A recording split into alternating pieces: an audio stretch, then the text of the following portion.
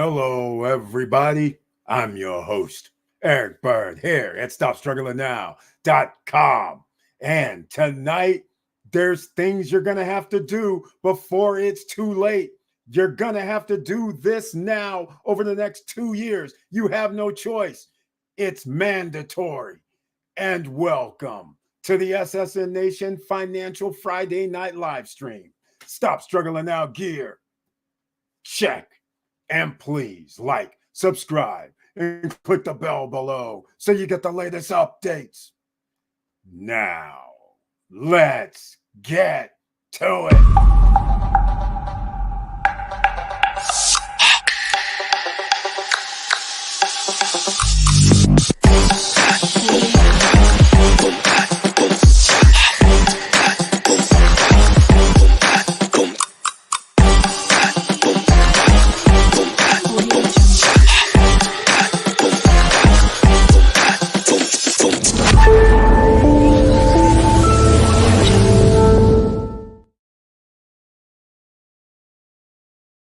All right. Welcome back, ladies and gentlemen, for this Friday evening. I greatly appreciate you being here. And I have to apologize for the Wednesday night live stream. I was a day off. Unbelievable. I thought yesterday was Wednesday. I thought today was Thursday. So I was off entirely. But nonetheless, I did drop a video on Wednesday, which is funny as hell, around the same time as a live stream. It was late night. So if you missed that video, please go check it out, because there's going to be another one that's going to be dropped tomorrow. You don't like socialism? Well, wait, hold on. America is socialism. But that only brings us to this point. America is based on capitalism. America is based on capitalism, which means we don't care about you, because all we care about is profits, loss, our revenue that's going to come out next year, and how we're able to sustain what we have, plus make a little bit more money. That is the obligation of all companies and all corporations. There's just no way around it. So once again, you are going to be left behind, ladies and gentlemen, if you don't start investing in yourself. Because if you haven't already, if you don't already have your 401k retirement already set up, if you don't have funds saved, which saves mean you're going to lose money on savings because there's inflation. But if you don't have your money working for you, you're going to be ass out, ladies and gentlemen. You got 2 years plus another year. So you got 3 years to get it right. And get it right is going to be harder than ever. Why? Because 70% of the population is living paycheck to paycheck, as you know. And once you have that number increased to 80 to 85%, then who's going to have the rest of the money left over? You know who? The top 20% of the wealthiest. That's who's going to have the money that they can afford to live. But you and your family is going to have a hard time. So you have to get into investing today, yesterday, last year, or now. No matter how you slice it, it's mandatory. Let me see who's in the house tonight, because we have Laverne Penix, of investor here, getting ready to go over to the EU zone, getting ready to go over to Spain, going to check out some property over there. And that's a wise decision, because you should make yourself, like he has it, diversified. And welcome to the SSN Nation Financial Friday Night Live Stream with that icon next to his name, which I humbly appreciate. And he brings his tagline this evening: hello, SSN Nation. I hope everyone is doing well. I received a notification and watched the trailer. Thank you so much for that. And in this YouTube street, Laverne Penix is known as Mr. Cool. That's right, ladies and gentlemen. And if you're going to be in the Alicante, Spain area, the SSN Nation, that's where they're going to be in about, in about the next 10 to 14 days, in the next 2 weeks. They're going to be over in Spain having the nice little European vacation. It's going to be off the charts, the EU zone. And I love the EU zone. There's a reason it's a few thousand years old. America is lagging way behind, with only being 300 to 400 years old. Imagine if you're 1,000 years old. Sometimes you might have some things right. Sometimes you may figure out that there is a way that could be better than the United States system. Now, let's get into this. Victor Marrero is here. He just retired, ladies and gentlemen. He too is getting ready to go on his EU, Asian, Caribbean I mean, worldwide tour, ladies and gentlemen. So welcome Victor Marrero to the SSN Nation Financial Friday night live stream with that icon I humbly appreciate. And he brings his tagline as well. Hello, all. Let's do this. And I see you, Yoel Nolasco. I see you, Joel, over there on Instagram as well. Thank you so much for being here. And Victor Marrero, once again, trying to become Mr. Worldwide, and he's about to do it over in the next 6 months. It's going down. And you got to be very proud of a man who he did the right thing, got his 401k, worked 2 401k type jobs, has a pension coming in. He has health care taken care of. He made investments in the stock market. He learned a new skill set doing options trading. That's right. A late age skill set he improved upon. And now he said, you know what? I invested in dividend funds. So he says, I'm collecting money while I'm traveling around the world. Plus, I made investments and I bought real estate. So he's done more than enough streams of revenue. So now he can do whatever he wants, ladies and gentlemen. It took a while. You can't expect something to happen in 3, 4, 5 years. It takes longer than that. So it's mandatory you get in the game. Now, the Federal Reserve, they're here to help you right now. So by default, they help corporations, they help the United States by lowering interest rates after they raise them. That spurs people to borrow. Borrowing means that's not the amount of money you have on hand. It's not in your duffel bag of cash. Borrowing is simple as this. There are people in the next 6 to 7 months. They're going to reduce the interest rates again in 3 months. So in the next 6 or 7 months, some people are going to go, my 4.75 or my 4.5% interest rate's good enough for me because I can afford $2,500 per month. Because I make $50,000, $60,000 per year. So we're good. That's what people are going to say. So housing prices are going to go up. It's simple. If you are listening to a channel that says otherwise, that has never happened in the history of interest rate reductions, ever. So I don't know what this new stuff is, this new economics, where people are saying the Federal Reserve reduces interest rates where people can borrow money and they're not going to buy homes. They're not going to buy cars. They're not going to buy anything at a lower interest rate. They're not going to refinance. What freaking world are they in? I have no clue. This is crazy. Just give credit where credit is due. All-time record highs in the stock market. But let me get back to this money situation. I can go out here because I have an asset.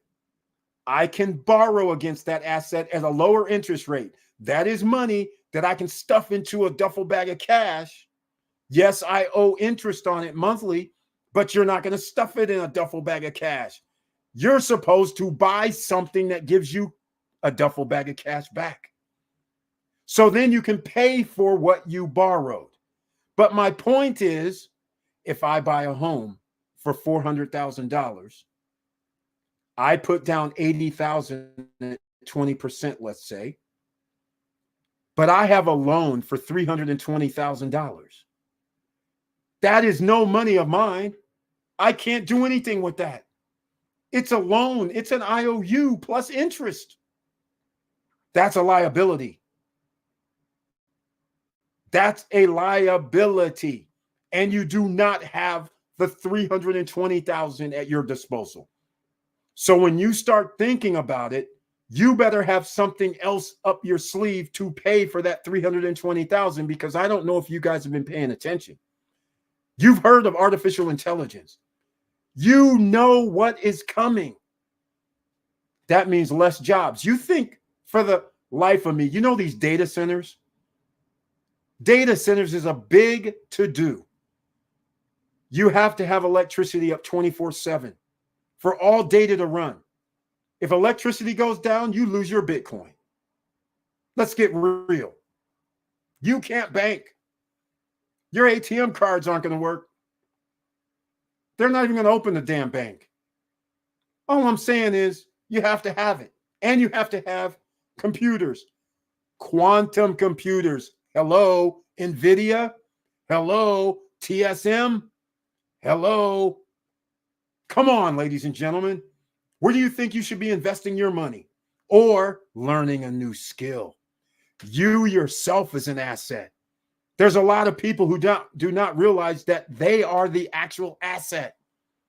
You have to put things in motion to get the passive income coming in. What are you going to do? You are an asset. Right now, you're an asset. 90% of people in America are an asset to a corporation who doesn't give a damn about them. The corporation is paying you the least that they can live with. They're giving you health care or not, because some places don't have to, because as a worker, you say, I'll pay for it. The least that they have to give, they'll do it. They are not your friend. Soon as AI can replace you, that cost them one time $100,000, they stop paying you annually. You can go on about your business. You can go sit at home. Do you think they're going to care about your health care? They're going to care about your 2 or 3 kids? Let's get real out here. It's almost over for you. The middle class is already done. Stop playing out here. All this stuff that you're seeing on social media where people are saying, I'm going to Dubai. People are like, oh, yeah, I'm hanging out, doing all this stuff. But I got a course. I bet you do.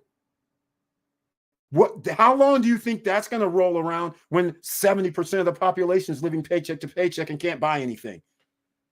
Please study history. The Roman Empire ended for a reason. You can take over so many countries, so many nations, until you have to have infrastructure, until you have to have it where people can earn a living. When you tax people more than they're earning, no money's going into the government. That means we can't fund any wars. That means your empire is coming down because somebody else is saying, damn, they're in ruins right now. I think we should just take over everything they had because they can't fight back. You guys got to understand, it's mandatory right now. You guys out here playing. I'm just saying, here we go. Victor Morales, he's coming into it. Uh-oh, hold on. I missed somebody else, but I'll get this first. Victor Morales says interest rates went down for buying property and cars, but guess what else went down? Savings and money market accounts.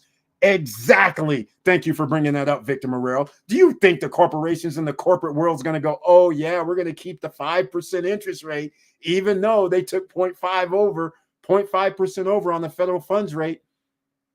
Exactly right, Victor Morales. Thank you so much for bringing this up.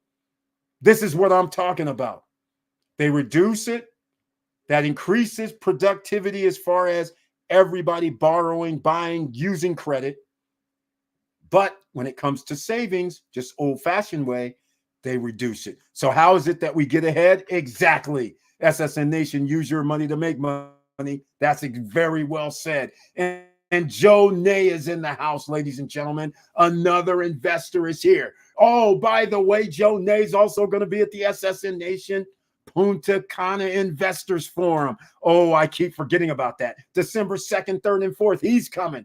4 other people are coming. I'm going to be there. We're going to go see lawyers. We're going to go see the bankers. We're going to go see some projects. We're going to be talking about no credit check, no qualifying, no barriers to entry, real estate investing in another country, offshore money. That's right. Offshore money, ladies and gentlemen. And so investments matter. And if you can get in with no credit check, no qualifying, no barriers to entry on the backside, 3 to 4 years from now, your credit does need to be in the 700s. Then you can finance it on the island. You cannot finance anything in the Dominican Republic using United States banks. That's a whole different country. So just keep that in mind. But Joe Nay, welcome to the SSN Nation Financial Friday Night live stream with that icon I humbly appreciate next to his name. And he brings his tagline. Good evening, SSN Nation. How is everybody doing on this Financial Friday night? Exactly. How's everybody doing? Everybody's doing great. Yoel Nolasco, another investors on Instagram, checking us out. Got to show some love there. And hopefully we'll have some more people go to ssnlifestyle.com and join us December 2nd, 3rd, and 4th in the Dominican Republic. Get your tickets now. It does not include airfare or hotel. And if you're going to come, stay in Los Corrales. The reason why I say Los Corrales is because the price is right. Why are you going to stay downtown at AC Hotel? Because they have free breakfast? So you want to pay $180 per night for a hotel room after taxes? That's your business. Meanwhile, you can stay in Los Corrales, where every 100 yards, there's a place to eat, there's a mini mart, there's the beach, everything is right there, and it costs less than half that price to stay in a one-bedroom in Los Corrales. Yeah, less than $80, and forget that. In December, it'll probably be less than $60 a night. I mean, this is how crazy this is, right? So all I'm saying is this is exactly what you have to do. You have to start thinking about your other situation. If you can't make it in America, you can invest in other parts of the world that cost less to acquire assets that pay you money every month. As Victor Morero has already eloquently said, make your money work for you. That is the key. That's what you need, but you need that 5 times minimum. Where are you going to get those 5 times streams? I don't know. Well, we kind of. Dividend investing, real estate investing that you turn into multifamily or Airbnbs or some sort of rental where you have money coming in. That's only 2. Are you going to have deviations off of 1 or 2 of those things? That's the question. Or are you going to have to do number 3, create a business, buy into a business? Then what? Are you going to do social media while you're traveling around, while you're doing your business? You're going to be on TikTok, Instagram, social media, YouTube? That's another way. Longshoremen Union at the Baltimore ports are going on strike next week. What language? Stating that they won't go to AI automation and more pay. Exactly. See, there it is. Let's just get, you guys got to understand, this AI thing is just like you saw, what was that Arnold Schwarzenegger, Terminator?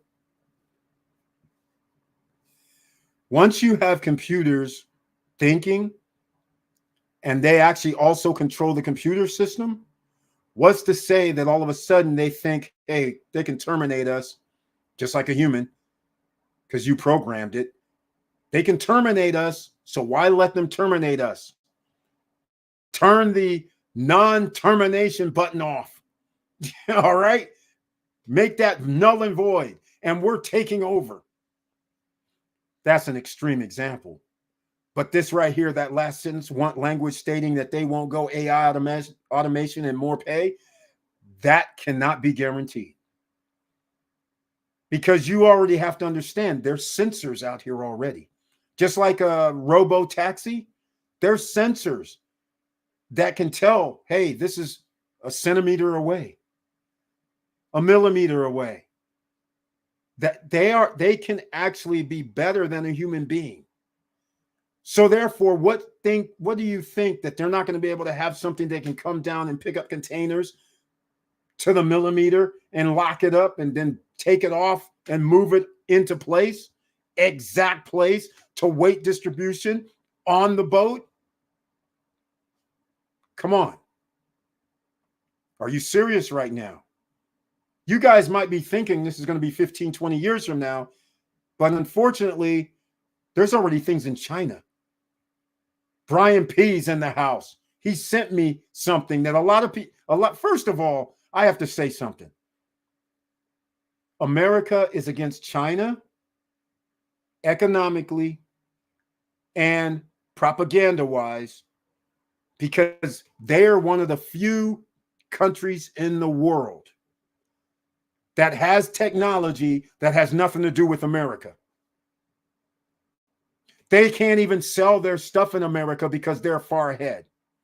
Because the United States system that we have, our corporations, they can act like fat cats because they are the competition against American citizens. You guys haven't woken up yet, except people here in the SSN Nation have. You guys don't understand when there's a guy that's going to do Kroger and Albertson merger. The CEO is sitting down at Capitol Hill the last 2 weeks. He admits in open court, under oath, oh, yes, we did price gouge the American citizens. Is this a shocker? To who?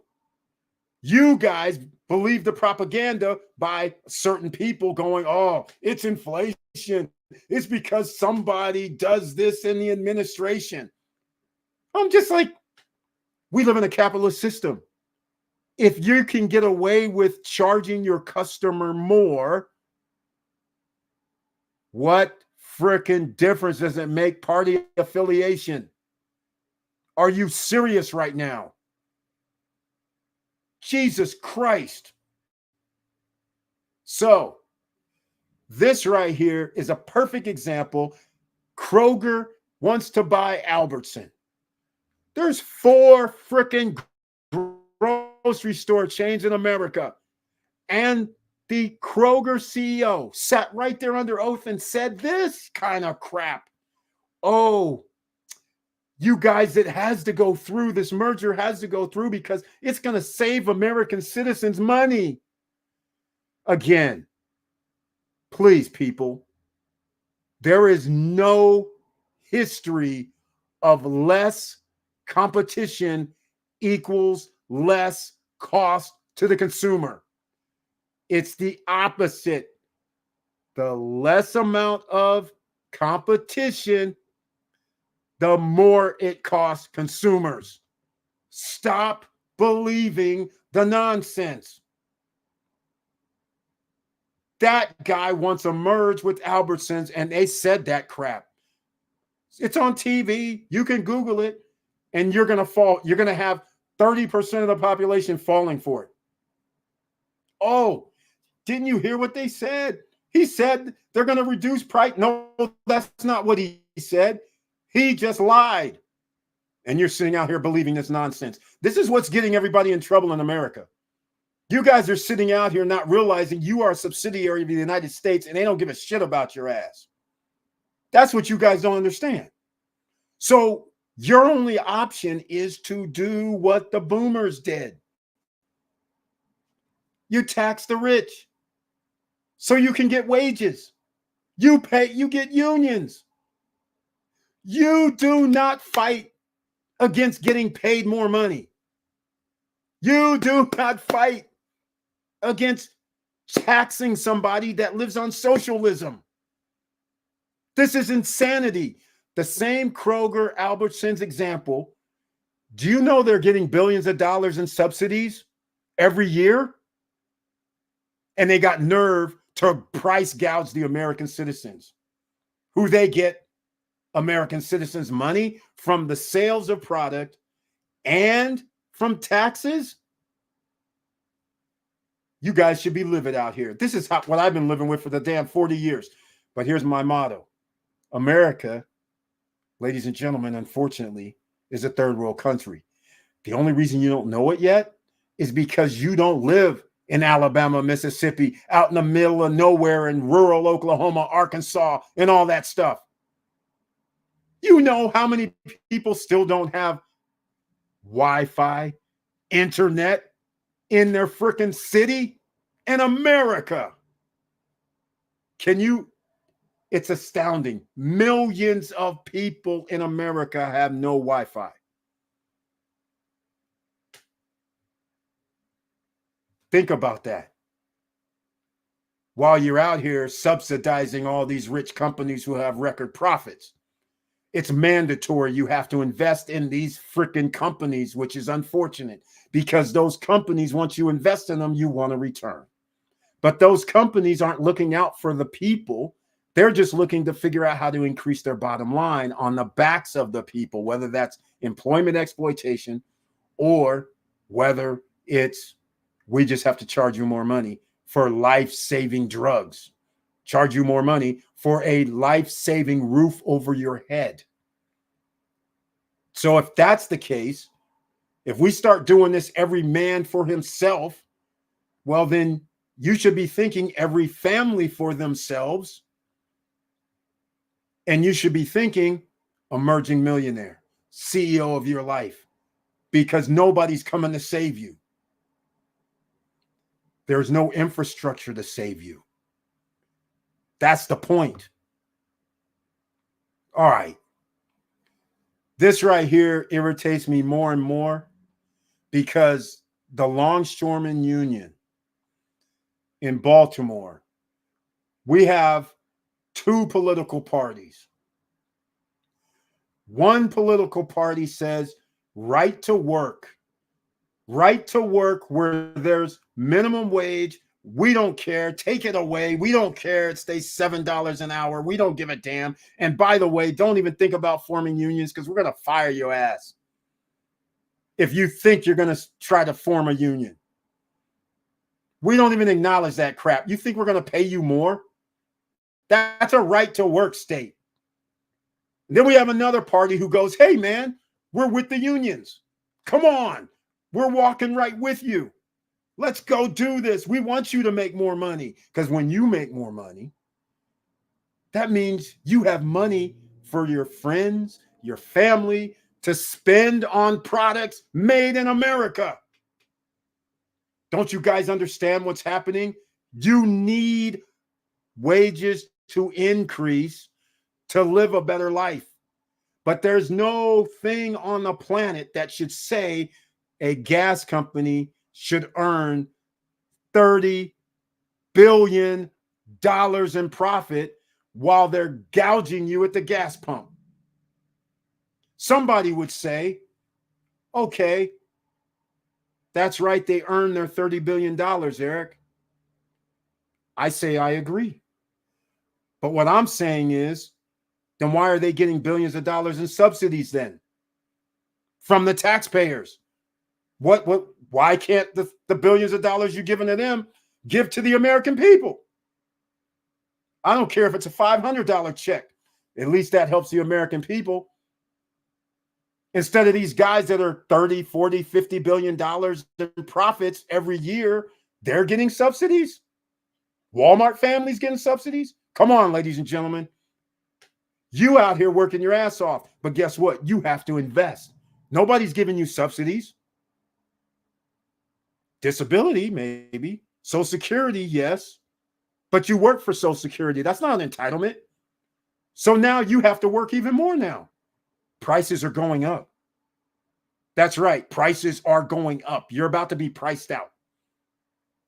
From the lowest person that makes zero to the people that make $150,000 to $200,000, you're not exempt either.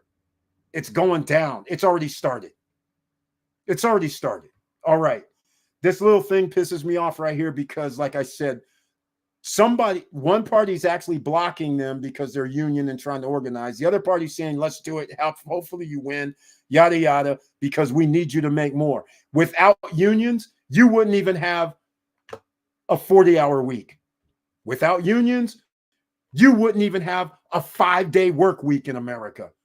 Without unions, you wouldn't have had work with health care.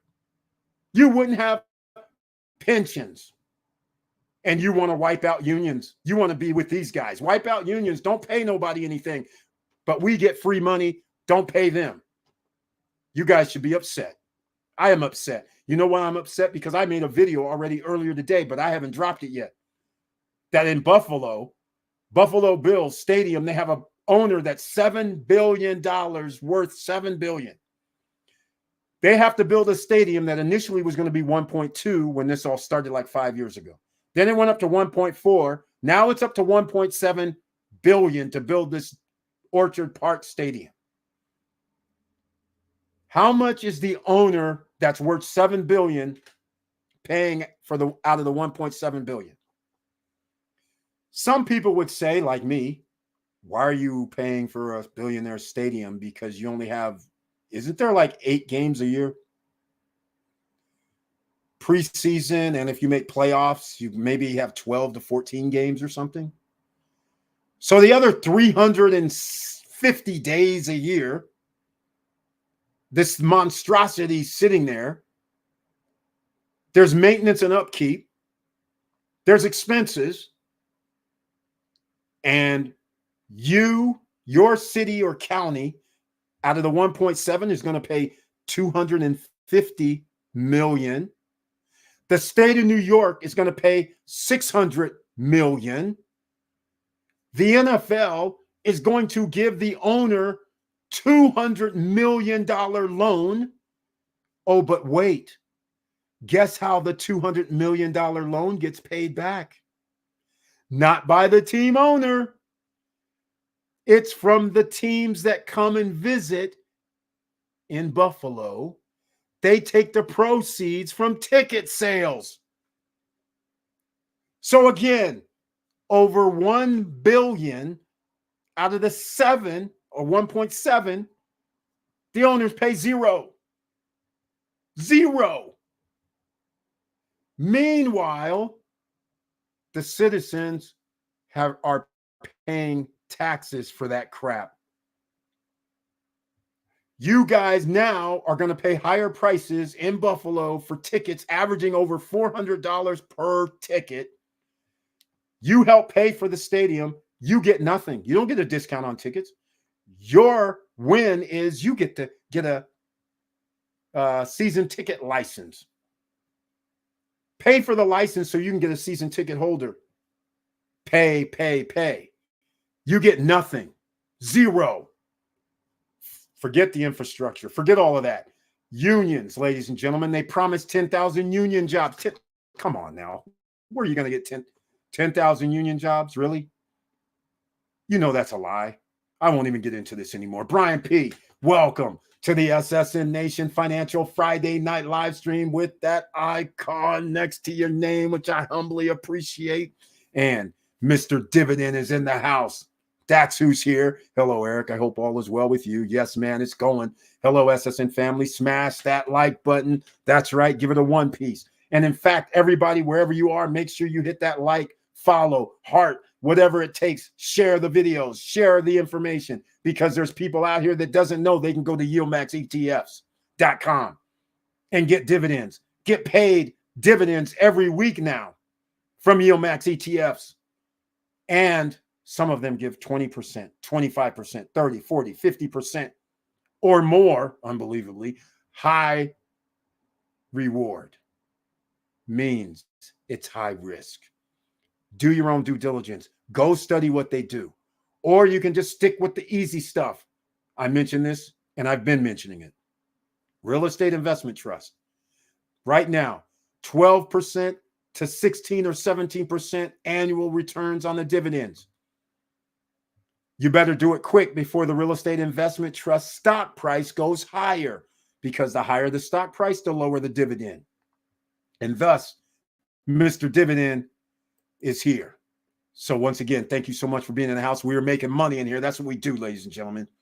All right. Joe Nay says, got the notification. Just smash the like button. I think I already bypassed it somehow, but thank you so much for that.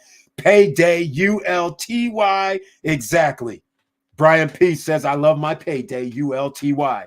I hear you. It's raining money at Yieldmax ETFs. What is he talking about? Well, you got to do this. In fact, I just have to say one thing before I get to this. If I get disconnected, this is not unusual, but if I get disconnected, it's because I'm going to show you the yieldmaxetfs.com website. So I'll be coming back after I get disconnected, because it will happen. All right. That I'm not saying it will for sure, but it's like almost every time if I stay on their screen too long, because people are seeing now, again, this is high risk, high rewards. All right. Just keep that in mind. This is high risk, high rewards. This is why he's talking about raining money. And I'll show you what we do. This is what we do here, ladies and gentlemen. I had to go off about this because we're losing out here. You're having corporations buy each other, forming monopolies. Everything you buy is controlled by less than 5 companies. They just have a different branding on top of the package. That's all. You know, they have subsidiaries of subsidiaries, and they use a different name, so you're not familiar with it. So you think it's a generic brand that costs less, when in fact it's the same company. This is crazy out here. All right. This is no joke. You're getting abused. It's going to continue, and it's going to get worse because more and more people don't have the money. All right. I see it's already happened.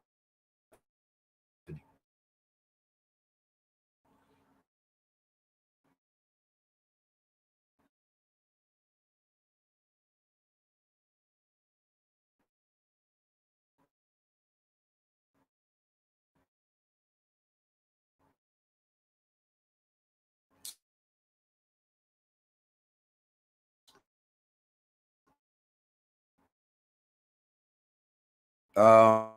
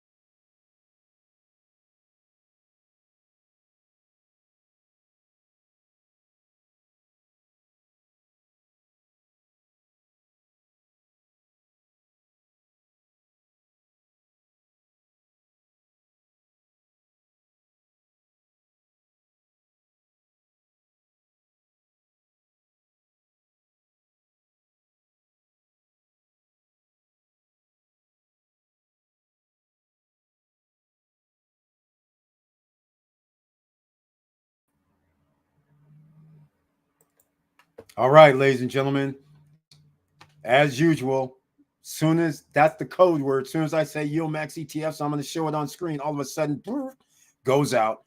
It's all right. Nothing has changed, I see. And people don't think social media isn't monitored. All right, Brian P. Yes, sir.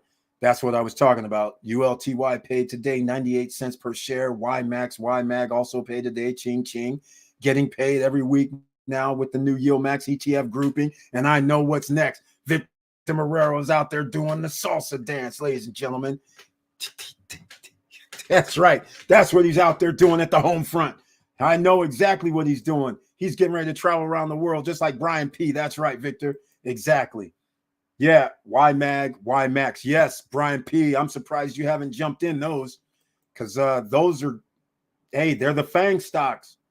Go check it out, man. Anyhow, Brian P. ULTY is $10.46 now with a 98 cent per share. I know. That's 1 month. Imagine if it was $1 on average, that'd be 12. That's over 100%, obviously. But that's what's so powerful about this. A 5K investment gives you $470 per month, just like that. No savings account in the world will give you that, says Victor Marrero. You can get to 1K per month quick. Exactly, because now it's making money while you sleep. That 400, let's just say you had, well, we'll use the 5K. That $470 would have bought more shares. It would have bought 47 shares, roughly 45, let's call it. And so instead of you'd have 45 more shares, which means next month, $45 more potentially. And you could keep extrapolating out, even if it kept going $45 per share at the end of 1 year, you've added $500 more to what you could possibly take out every month because you added 500 shares. That's how simple this is, ladies and gentlemen. It's mathematics. You can only get this right now. It's high risk, high rewards. Let's call it what it is. High risk, high rewards. You got to study and find out if this is for you. You want to stay in lower risk territory? Then you go with something that I've already mentioned, the PSECs. That's right. You always need your pen, pad, and paper here. P is in Paul, S is in Sam, E is in Eric, C is in Charles. You want A, G, and C. Those are real estate investment trusts. A is in Apple, G is in George, N is in Nancy, C is in Charles. Simple. JEPI, JEPQ. You want 9%? That's JP Morgan's. Safe and sound. You want 7%, 7.5%. Then you go to ET, Energy Transfer. That's an electric or energy company. You'll take 7% at low risk, right? I'm just asking for friends. James Way, he's in the house tonight. Thank you so much being here in the SSN Nation Financial Friday Night Live Stream with that icon I love next to your name. And he says, hello all. Got the notification. Thank you. I missed Wednesday's live. So did I, man. I thought Wednesday was Tuesday. Did you have a show? No, I did not. I need my info because the rent is too damn high. Exactly, man. I had the live stream for yesterday going, and then I looked at my phone because I was at my dad's house, and I'm like, wait, the calendar says Thursday. Because I was like, no, I can't have anything to drink. I have to go and do the show in a couple hours. And then it was like, wait, isn't it Thursday? I'm like, wait, isn't it Wednesday? They're like, no. I look at the calendar, it's Thursday. I'm like, oh my God, I had a show last night. What the hell? So, yes, James Way, I'm sorry. But now you can get that little fix. It's here. It's needed. The fix is in. So, let's keep going. NLY. That's right. It's that simple. NLY. Go check out that real estate investment trust. ARR. Go check out that real estate investment trust. You want to do something that's wild, high risk, high rewards at over 20%? This is one, and it's not a YieldMax ETFs. IEP. It's high risk, high rewards, high dividends, IEP. I'm just saying, Carl Icahn, who's been a staple in the last 50 years in the financial services industry. I have 2,200 ULTY. That means he got roughly $2,200 today in a dividend. Wow. Wow. Wow. Wow. Is that crazy or what? Is that crazy? You know, there's some people who think that the stock market is going to fall. And if you think that way, then shouldn't you be shorting the market? By the way, ULTY has a rate of return of 112%. Yes, it does at the present point. But again, this is distribution. You have to understand it's distribution. So there's a couple of things that can happen. Stock price could go down because they're using a large percentage of the profits not to hold or keep, but dispersing, using an option income strategy. But you got to go check it out yourself. Because the stock price right now is in that range of, like Victor Morrell said, you can use $5,000 to buy almost 500 shares.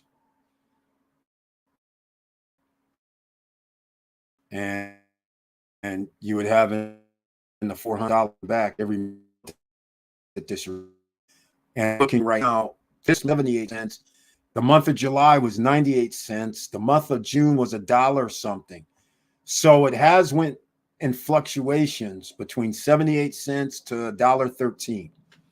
So even if it stayed at the 78% mark, and if you got 78 cents for every share every month, I mean, and you had 1,000 shares, think about it. That's $780. But if you had a month like this, 98, that'd be $980. So again, this is pretty interesting. And you don't need to do much. You just need a few months because nobody says you have to reinvest it. Victor Morrell will tell you that. Some people would say, I'll use some of the money to reinvest, or I'll take the money and invest it into a lower risk endeavor. Why do I have to take a 60, 70, 80% risk when I can drop it into something that's a 12 or 10% risk? It's free money in essence, so to speak. There's a risk in factor, but Think about if you had 1,000 shares, which would cost you about $10,250 or $60 right now, and you got a check for $980, and instead of reinvesting it, you said, you know what, I'm going to put that 980 into some other investment vehicle. Not a bad option. Do this. There's options out here. So now you put it into a 10% for that. So you're getting almost a high return for one, putting that high return into a lower risk, but that lower risk, you don't have any, you're not thinking something catastrophic is going to happen. High risk, I always think catastrophic. And I'm thinking, how long can this last? So that's what you have to think about, ladies and gentlemen.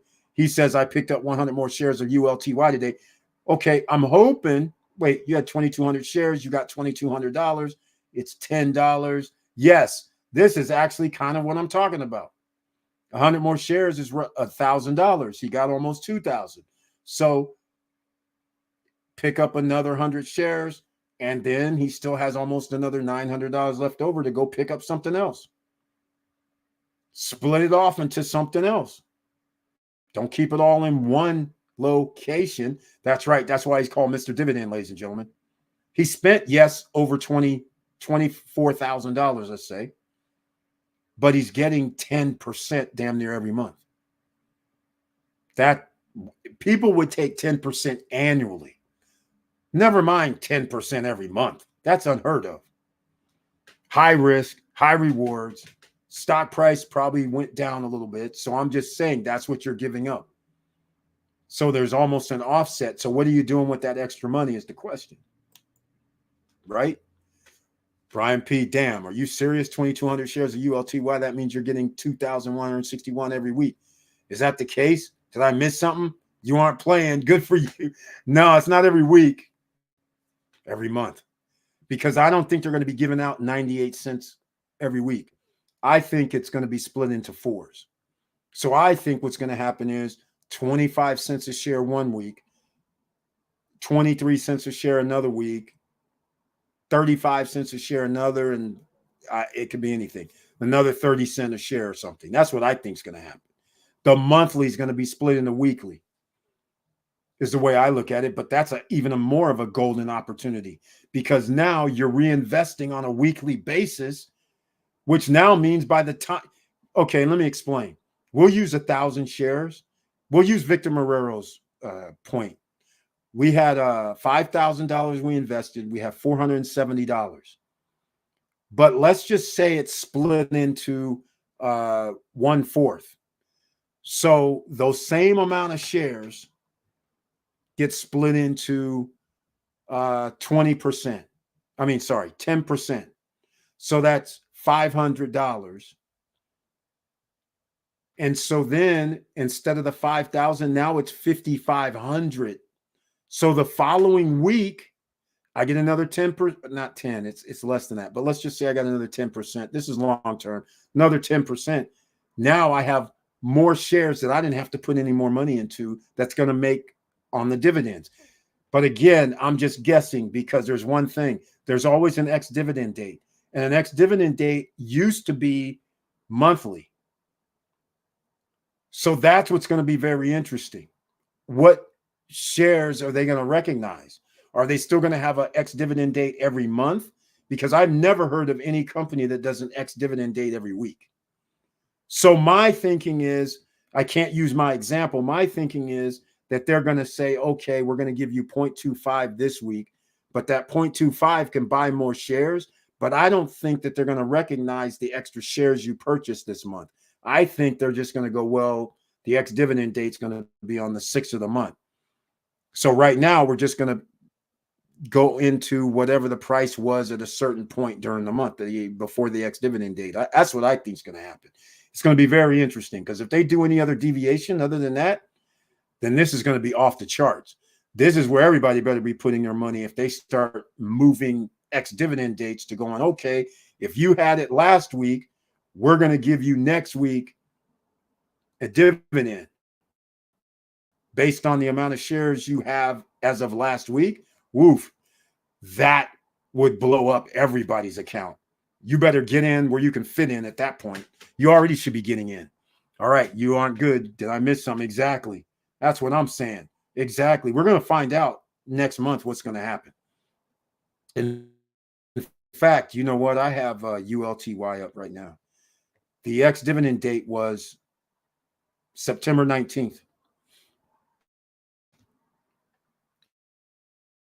And today's the 20th. So I guess they date was a day after their ex dividend date. Oh my, I might have just answered my own question. It's doable. How the interesting. Yes, it looks like it's possible. They already do it. They already do it. They just said the ex dividend date was September 19th. Today's the 20th and payout came today.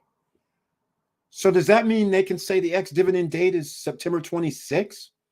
So if you reinvested today, those shares are going to be out next week. They'll be added to your account officially next week. So the ex dividend date's going to add those. Oh, this is going to be good. I thought it was just the YMAG and YMAX. No. Mm-mm. That's right. Never mind. They're paying second week still. Over 2K is great. Exactly. Yeah, but the question is, they're going to be starting next week. I think there's weekly payouts. Brian P. Now YMAG and YMAX do pay every Friday. So can do it with these two. Exactly. This is what I'm talking about. They have already proved today that they already do it with ULTY. Next is, how did they do the ex dividend date? This is unheard of. On the 19th and have a payout in your account on the 20th. It's electronic, of course, but I'm just saying that is insane. This is what I'm talking about. Welcome to the new age, because if they, oh my God, this would be so awesome. I got to give people credit for this. All right. Okay. I'll pick up some on Monday. Yeah. He has the money. He said he only got another, what was it, 100? So that means he has that extra money to get some YMAG and YMAX. Good evening, says E. White. The emerging millionaire is in the house.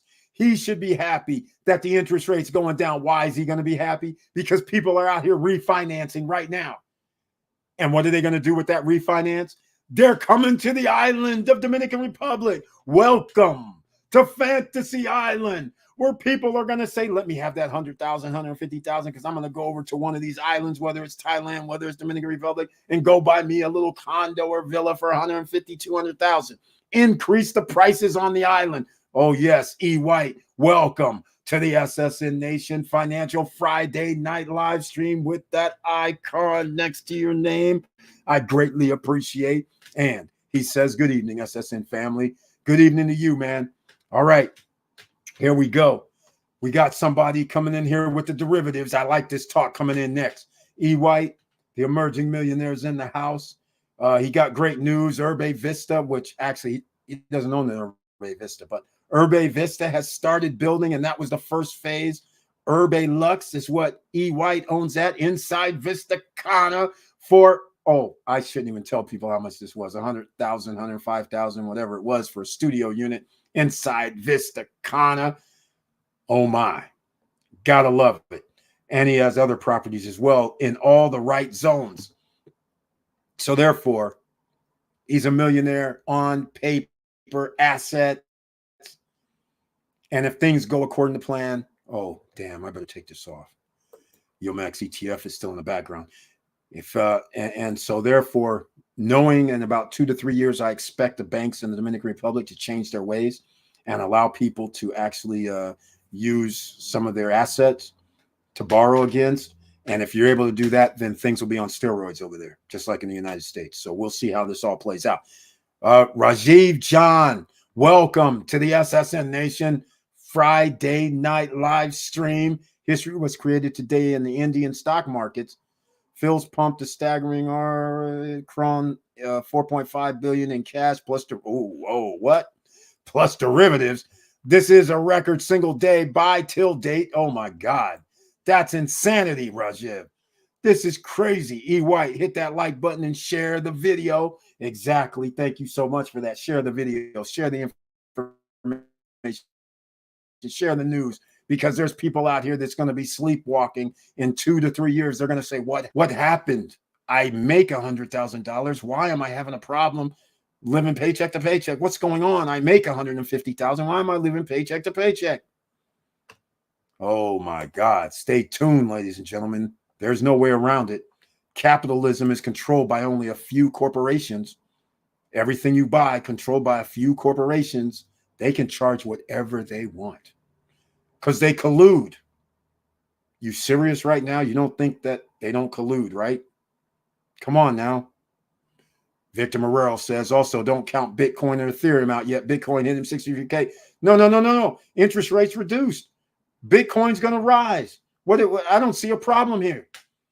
It's going to have, okay, first of all, this thing about Bitcoin, let's just get things in order. Bitcoin is great for being this alternative currency, but make no mistakes. You have Bitcoin. That is not money. So you always have to convert it back into fiat. So at any time, any government can wake up and be like, we're shutting down your exchanges. You're unauthorized. So if you can't take the money off, then it's an ethosphere. You better think about all that. But yes, if you're going to be in crypto, then you have to have Bitcoin or Ethereum. Because right now, not all countries has banned it. So regardless if your country bans it, as soon as you leave and go to another country that doesn't, you can always get your money off. But I've been around this rodeo before when it was poker rooms online. Poker rooms online was offshore poker rooms. United States government, because they don't want American citizens to be able to do stuff outside of America and make money freely, because that's literally what it was. You can make money here in America with offshore accounts and banking that the United States government can't touch because the guys aren't banking in the US. So they don't even have to report your $50,000 wins, your $20,000 wins, your $75,000 wins. So America says, oh, hell no, we can't have that. These dudes are winning money and they have cards that aren't even in America. We can't even intercept the money. Yeah, imagine that. Yes, ladies and gentlemen, I had a card from NetTeller. People may or may not have heard of it. I had a card from I can't remember the name of it, quite frankly. It was like NVO or MEO. These cards are international. Okay. Just like when I'm in the DR and I have my bank account in the DR. Yeah, that one shows the numbers. These all show numbers on them. They're not right. Okay. So like what you see here, you see the logo. They had the logo on them. You know that logo works anywhere in the world, right? So imagine you have cards that's from Malta. You have cards from Costa Rica. You have cards from EU. Well, actually not EU. You have cards from, I can't remember the other places. And they pay you and it's an account and you use it. So I'm in America. I just go to the bank. Foop, slide through ATM. Foop, slide through I want credit. You works just like an American bank card, except the money is in another country. This is why the United States government had to say, oh, hell no, shut that crap down ASAP. Otherwise known as Black Friday or Black Sunday, whatever it was in 2008 or 2009. That's why they did it, because this is not now. It was back then. You can imagine when you look online and you see things like what's happening with Bitcoin, right? They can live with $63,000. Why? Because that's expensive. The banks and the rich, wealthy people like the Winklevoss twins and other rich people, they bought crypto when it was only $100, $300, $400, $500. So they're sitting here on the free ride. So that's why they're not going to really stop it. They're sitting there like, man, do you know I got like 100, a million of these Bitcoin? Hell yeah, if it goes to 100,000, man, can you believe what we're going to make? So they have no problem with this. JP Morgan at one time was buying Bitcoin. I don't even know what happened to it. This is crazy. So they're not going to stop it per se, but they're trying to make sure that if you win, they win. Until they say enough, which I don't know if they can stop it, but all I'm saying is countries have done certain things to make sure you can't do it and use it. So all you have to do is make sure you have no Coinbase. Just cut off the exchange. And now, once again, because I'm going to tell you what happened, I'll give you an example of what happened when they shut off the poker rooms to United States citizens. That's right. Even though it's the internet, they can do it. And you know what happened? Thousands of people moved to Mexico, Canada, EU, because, you made a lot of money online, so they're good. So why stay in America? And so now by leaving America, there's no trace at all about what you make because they're not reporting to the United States government for the money you win. And you're an American citizen with the American address, so the country's not taxing you either. So all your winnings are like, thank you very much. Don't report. Don't have to say anything. Don't even need a bank in the U.S. I'll just use the Bank of Costa Rica, the Bank of Malta, the Bank of Simple. This is what's happening. And that's why the final frontier is if crypto is able to translate into debit cards or credit cards, which is what Sam Bankman-Fried was trying to do. Because if you can do that, then that means the exchanges, that means you can't tap the money. You can't stop it. And it's untraceable. I won't even get into it. This is why I'm on the government's most wanted list. Anyhow, I shouldn't even be talking about this right now. I shouldn't even be talking about it. All right. My strategy with YieldMax and round hill high dividend ETFs is to transfer 80% to my bank and the other 20% reinvest. The 80% is like another pension. Exactly, Victor Marrero. I like that. But here's the thing. When are you transferring it? Because otherwise, you're going to fall into aren't you going to be in a capital gain situation of 25%? Or are we putting it into a 401k account? Solo 401k account that we're being able to use our stock market buying on. I like tax deductions. I'm saying, because it's going to be longer term, right? So that way we avoid paying that 25% tax, I believe. And then that way, if I don't do anything for a year or two, at least I'm down to 15% tax. And I could actually turn it into, well, that's an investment in a 401k for my own stuff. So I can turn that into a deduction also on my tax return. So there's ways we can do it. But again, I probably shouldn't be talking about this stuff. Go contact your CPA. I'm already blocked around the world from the government. So don't worry. I shouldn't even be talking like this. Victor Marrero gave you some very good advice right here, ladies and gentlemen. All right. Just go ask your CPA about, hey, man, this guy said this. Let me leave this on the screen. This guy said this right here. I want to know my tax implications. How can I avoid paying tax? Not avoid. How can I pay less tax by doing this setup? That's the question you need to ask. And then they'll say, this is what the guy was trying to tell me on YouTube. But see, they want to make you go to the other guys. Don't worry. Go over there and talk to your CPA. Go accountant. All right, James Way, Victor Marrero, last thing about your Virgin Island trip. Get an Airbnb with the backup generator or solar. Ooh, damn. The power company on the island is notorious for rolling blackouts. This is a real thing on a 3-week trip, exactly. There you go. James Way giving out the great advice when you go to the Virgin Islands and you're staying there past a week. Actually, you know, it's a damn shame that all the islands are kind of like that. I don't even understand it. You know what's so wild? You would think the Caribbean islands, the Pacific islands, you would think that would be a bastion of solar and wind and electrical power. But can you believe the powers that be do just what they do everywhere? We want to control it. We don't want to give you free stuff because the sun is free and the wind is free.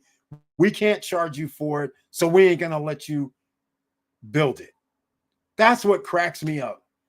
It's unbelievable the amount of things a human being will do to stop other human beings from living their best lives. It's amazing. Because in the DR, SEPM is doing the same thing. SEPM, a person puts on solar panels. SEPM will still charge the person the amount of money that their bill was normally going to be, even though the person's not even on the grid using their electricity, to thwart people getting solar. And the government backs it. See, this is what I'm talking about. This is unbelievable when you think about it on the face of it.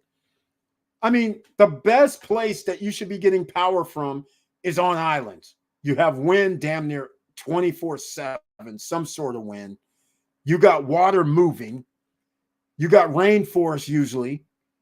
You got all kind of reasons. Sun, you're by the equator. Sun is up early. Sun is down a little later. All kind of power capabilities. And why wouldn't you? In America, what do? Oh, no, you can't have full 100% coverage on your house and have backup batteries and all this stuff. So you can be off grid for a week or two if the electricity's turned off. Why? In fact, I don't need you if I have 100% coverage. Why does it matter to you? I'm paying for it. This is exactly the same thing. Control. They need your money. But anyhow, that's a whole nother story. And this is why, ladies and gentlemen, it's mandatory. You have to invest in something that's going to give you a return. And it can't just be one thing, two things, three things. In fact, I've been telling you guys over the last 3 weeks, 4 weeks, I've been telling you my 6 or 7 streams of income went down to 1. That's right, 1. Unbelievable. Only because I had deals with so many different organizations, people. All of a sudden, things got tight. They're going, oh, we can't ship you funds. I'm like, what are you talking about? So now I'm involved with selling these assets, which takes forever. When you're talking about buildings, multifamily buildings, when you start talking about this kind of stuff, you have to sell it. And then you have to take in freaking contractual deals. People are like, I want it for this. I want it for that. Oh, no, I don't want it. And you have other owners, other members, and they're like, nah, I don't want to sell it. Yeah, I want to sell. Man, it's crazy out here. Crazy in America and around the world. The greed factor is off the charts. They'd rather the ship go down so nobody gets nothing. This is what we're dealing with. We're dealing with the guy that, you know, after you play chess and you done said checkmate, you're like, and the guy looks around and he goes, oh, no, and wipes the board clear. No, man, it ain't happening. That's what this is right now. This is what's going on out here in the world. You would not even believe, you would think you guys going, oh, yeah, this guy, he's got like 3 mil, 2 mil, 1 mil. Why would he care? All of a sudden, it's like, I want more money. What are you talking about? Seriously? So you're trying to stop other people from getting money they rightfully deserve? You'd rather throw in a lawsuit? What the? Seriously right now? Unbelievable what's going on out here. You guys have no idea. It's real out here in the field. It's real. People are thinking, oh, yeah, I make all this money. Everything's going to be fine. I'm doing this, doing that. Yeah, wait till payout comes and it's just in the millions of dollars. All of a sudden, it's like, okay, so you've been getting like 40 G's a month for 5, 6 years. And now somebody wants to sell, you got to sell this. It's going to be $10 million. So he gets 1.5, he gets $1 million, he gets 300,000, he gets 500,000. No, I don't think that's fair. What do you mean? This is what we're dealing with out here, right? Well, I'm dealing with right now. This is crazy. Anyhow, Victor Morel, correction. ULTY pays the third week of every month. This is true. Only YMAG and YMAX pay every Friday, so 4 times a month.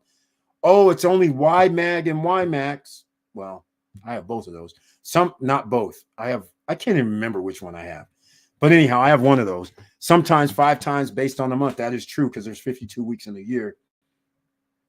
So there's 4 times you're going to be paid 5 times a month, right? James Way, oh, whoa. Didn't think about that. You'll hope the host will reimburse your money if that's the case, but it may take a call to Airbnb customers. I don't know what you mean, Victor Moreau. I don't even know if that's a policy. If electricity goes off, I don't see how you're going to be reimbursed. That's what you call force majeure. I'd be shocked if they did that for the customer or the renter or the host. Victor, look into it. If you can't get a refund, do a backup with Ritz-Carlton or Frenchman's Reef Hotel day by day. They are quality places. Yeah, Frenchman's Reef. That used to be the spot. One of them. Ritz-Carlton. Oh, hey, hold on, James Way. Hold on. The Ritz-Carlton? Did you just say reasonable? Oh, quality.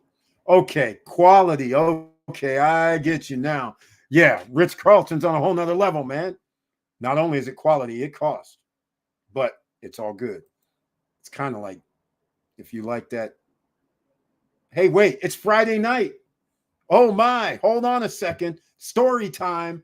You guys know what this means. Hold on. That also means we got a few things I got to do before we get into this. I forgot because it just reminded me of a story. So we'll go here first.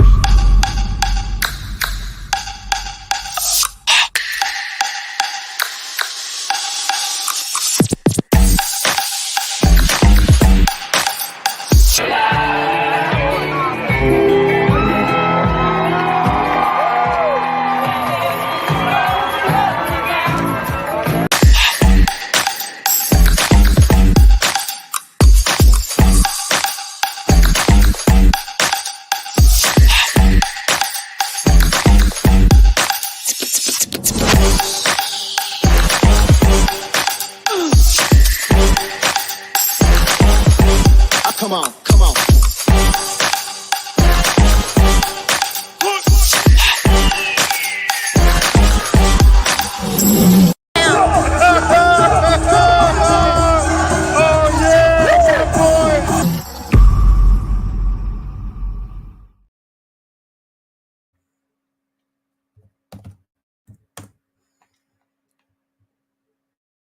All right. There we go, ladies and gentlemen. James Way, he just reminded me of something. The Westin St. John's. All right, here we go. Here we go. Victor, okay, here we go. That was the Ritz-Carlton. At James Way, great. Yes, I saw the Ritz-Carlton condos, 2-bedroom luxury apartments for $1K. That's exactly what I was getting ready to say, Victor Morel. Quality places was right because I thought he was like, it's cheap. I was like, it ain't cheap at the Ritz-Carlton. You can forget that. Oh, my God. This is Hard Rock with live concert kind of prices. They aren't playing. Oh, Victor Morel, isn't that funny? They're not playing is correct. But you're right about the condo. Oh, that's on. Wait, that's on. You're not on St. John's. You're going to be on another island. St. Thomas. Then you're going to St. John. But anyhow, that is the price. That is the price. So this is funny as hell. Anyhow, story time, ladies and gentlemen. Okay, I told this story before, but this just reminded me when we were talking about the Virgin Islands. So you guys know in Napa, I told you guys several times I hang out at Vino Bello. That's the Meritage Hotel Vino Bello has the 2-bedroom units. The Meritage part of the hotel has studio units. And back in the day, I'm hanging out at the Vino Bello side. So I would have the 2-bedroom. I think I had one of my friends with me, so they'd have the studio unit because they're separated in the foyer. Studio on the left, 1-bedroom on the right, or vice versa. So I'd always bring friends with me whenever I had a 2-bedroom. So anyhow, we're sitting there in the wine cellar. Vino Bello has a wine cellar. It's off the charts. If you ever stay in Napa, stay at Vino Bello. Oh yeah, it's gonna cost $350, reasonable. $350 a night for a studio. 1-bedroom will probably be $450. 2-bedroom, now that's another story. Might be $700-800. Somewhere in that ballpark, right? But anyhow, so we're hanging out in the Vino Bello wine cave, wine tasting room, and up pops this couple, and they're sitting in there, and we're having a nice time, and we're sitting here talking, and the guy's wife finally pops up and says, "You know, I don't like staying at this place." And I'm like, "Well, that's interesting. What do you mean?" There's the restaurant that's right when you come out the wine tasting room, across from the adult only pool, no kids, adult only pool. There's basically a 4 or 5-star restaurant right there, and the food is excellent because I eat there all the time. Then I was like, "Well, what was wrong with that?" She says, "Oh, that nothing." I said, "Well, what's the problem with the spa? There's a spa right here on the other side of this man-made cave." She goes, "Oh, the spa was excellent." I'm like, "So what are you talking about? This place isn't that nice." She goes, "The room. The room is like a hotel room, and it's fixed up very nice, but the studio room by itself is like $500 per night on the Meritage brand. And the room is like a hotel room. It doesn't have a kitchen. It doesn't have all it has is a mini fridge. And then it's like a hotel room, but it's nicely furnished, and it's the Meritage brand. So it's like $500. So that's when I said, "Well, okay, but what about the bowling alley? What about the other game room? What about?" She goes, "Yeah. All that's nice, but no, I want to go back to the Westin St. John." I was like, "The Westin St. John?" I said, "Are you serious right now?" She says, "Yes." I said, "You know the Westin St. John costs like $1,000 per night?" She's like, "I know." And I was like, "This costs half the price.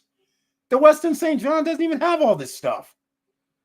So then I was like, "Oh, okay, I understand." I leaned over to the guy and I was like, "Man, you got a problem." He started laughing. I said, "So when you going back to the West? Are you leaving to go back to the Westin now, man?" He starts laughing. I said, "Man, this is wild." But anyhow, that was the story at Vino Bello. The lady said, "I want to go back to the Westin, which costs twice as much, has less of amenities than the Vino Bello does in Meritage, but she wants to go stay at Westin for $1,000 per night." Why? As James Way says, quality place. I'm just like, but the Meritage is the same. Bellhops, get in your car, bring your luggage. As soon as you drive up, take you out your car, get your luggage, take it to the room. It's 5-star. The Westin's the same, but she would rather be at the Westin instead of at Napa at the Meritage. Crazy stuff. Anyhow, story night. I forgot. It's Friday night. So we got about 150 stories to tell. I may tell you one more if something comes up. All right, Victor Morero. Victor, you may be inconvenienced for a day or two instead of shaking a bee's nest. No guarantees it will happen to you.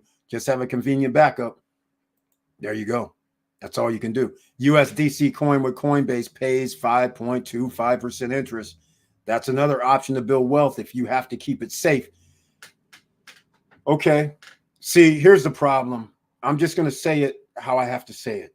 Ladies and gentlemen, you need to divest yourself of any United States control of your assets. What do I mean by this? What do I mean? So remember, if you're in the United States system, which everybody is because you have to be regulated, just remember they can take anything. So you may have $100,000, $200,000 sitting in a Coinbase account, but they can come take it. So you might say they won't do that, but all I'm going to tell you is you can just Google. All right. You don't have to. This is America. You don't have to be doing anything wrong. If the government needs money, they take it. Just Google what happened in 2008 and just Google and see if you can run across anybody that came up with the bank stole my money out of my bank account. I had hundreds of thousands of dollars in there. They stole it. Literally. I didn't owe any money. I didn't have any IRS situation. Literally just came and took it.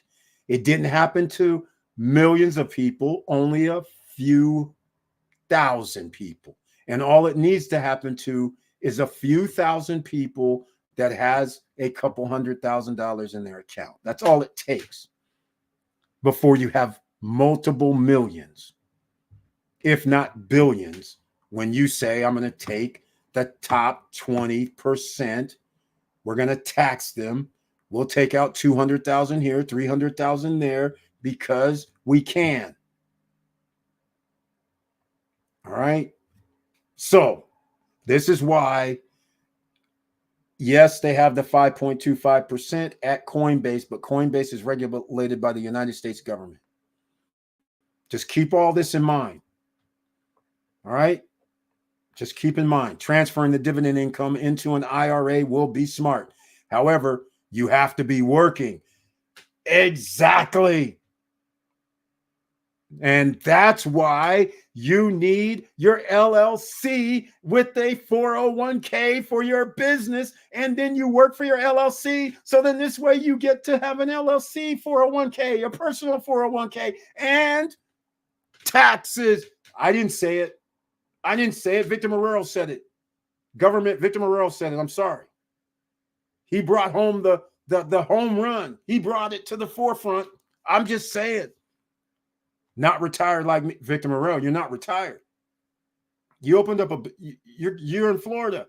You're going to have an LLC that cost $125 to open up and then maintain $134 per year. And then every quarter, you're going to say, I have one employee, which will be you, and pay yourself a little bit of money, right? A little bit. Then you have a 401k. I'm just saying, ladies and gentlemen, he's right on point. I do recommend younger folks to contribute to a separate IRA to build wealth. Exactly. I recommend for everybody, especially when you're married, because then you can control like 26,000 into IRAs, and you own the company that has a 401k as well. So that means you can do matches. So contact your CPA. Just contact your CPA and say, hey, this guy on YouTube said I can do da-da-da. And then they'll say, oh, yes, if you do da-da-da-da. Do you want to do da-da-da-da?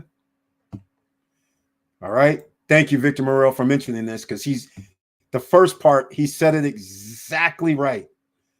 Into an IRA will be smart. However, you have to be working. He said the key, the magic key to the kingdom.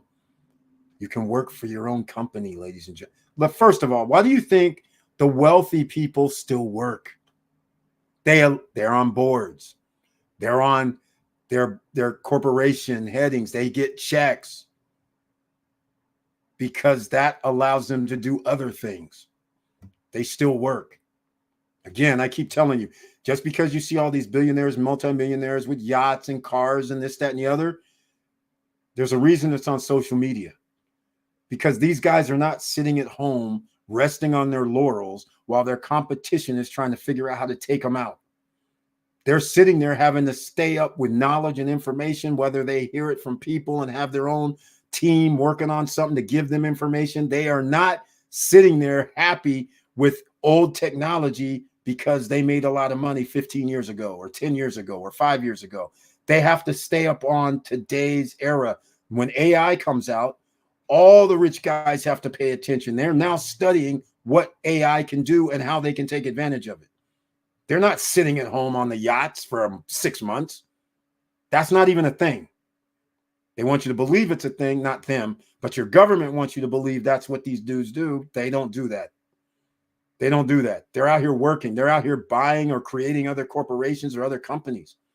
Because just because one company's doing great this year or for the last 5 years doesn't mean the new era, something changes. That means that company is almost worthless. I mean, you don't want to pull a Blockbuster, right? You don't want to pull a Red Box, where at one time you had all this stuff and you rested on your laurels and you didn't reinvest into new and upcoming technology. So now you have no way to make any money. That's foolish. So they always have to stay up on top of things. They can't just eat bonbons on their couch for the rest of their life. Come on now, nor can you. All right, you can't do it either. All right, occupancy rates for short-term rentals really took a dive. I've been telling you, I'm down to single digits for me. And I'm in all the hot spots. Okay, I'm going to tell you right now, the short-term rentals. I got a request today. November 4th through the 8th in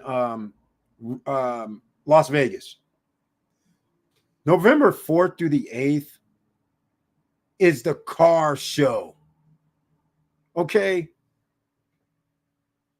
What do you call that?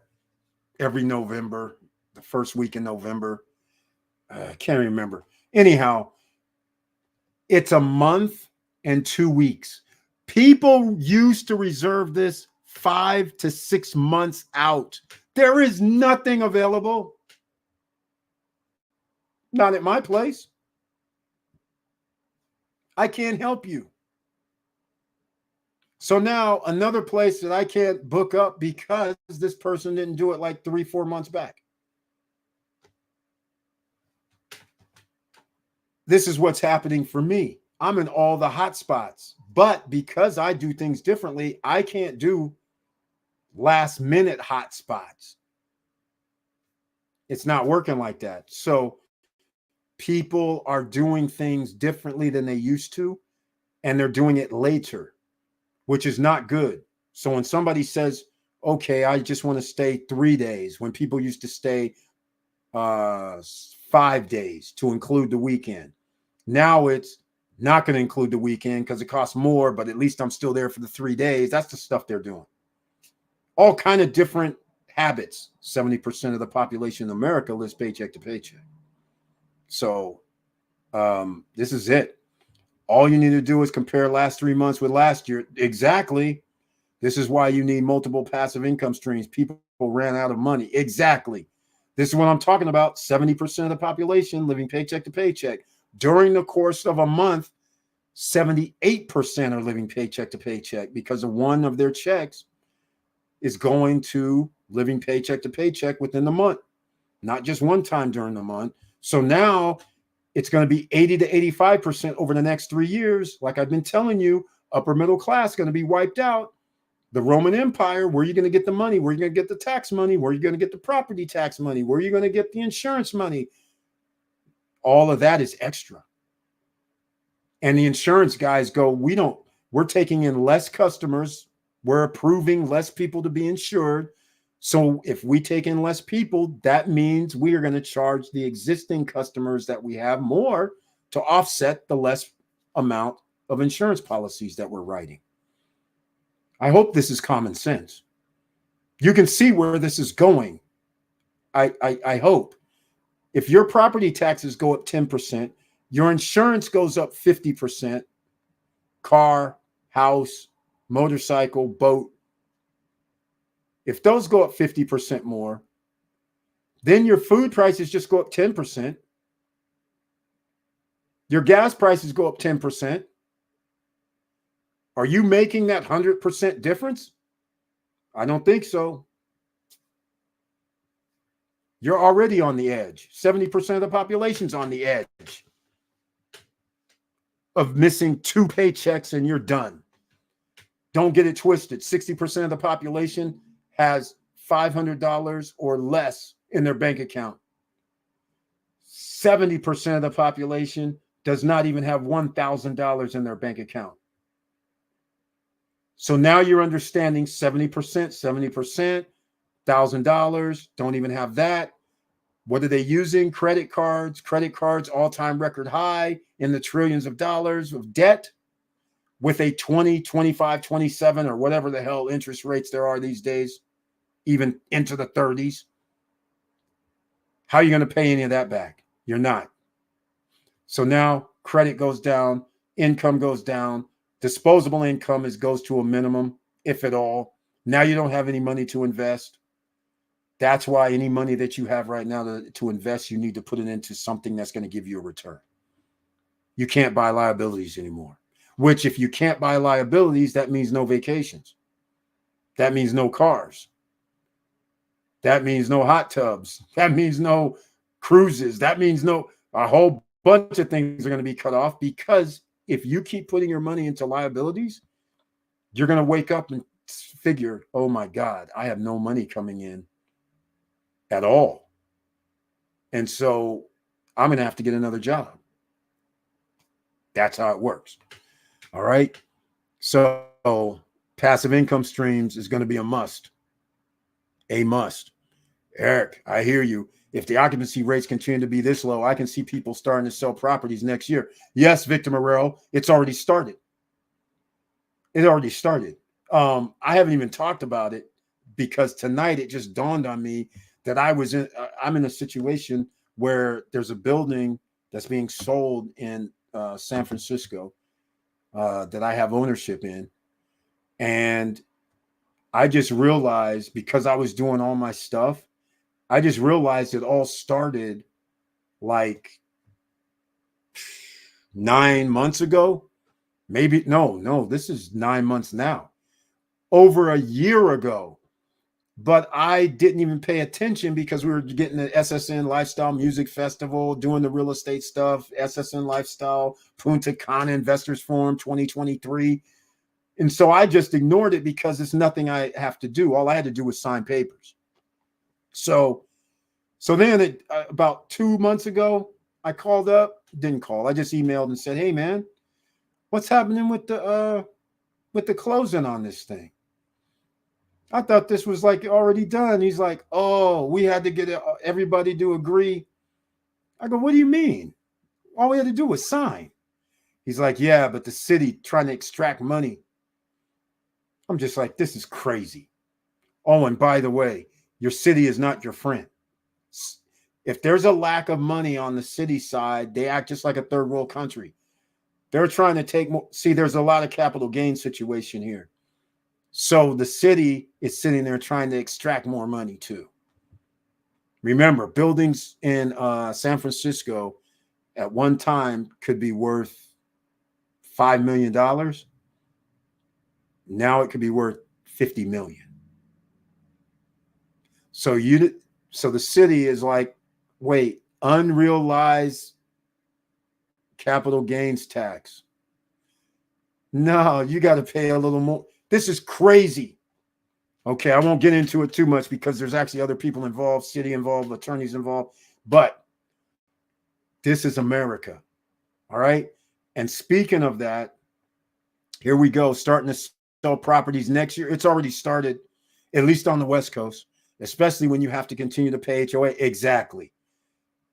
It got real for too many. Exactly. This already started in Cali. You know why? Because a lot of people had those 5% cap rates, 4% cap rates. Then the insurance went up double. Then your property taxes went up 50%. Next thing you know, those little 3, 4, 5 caps.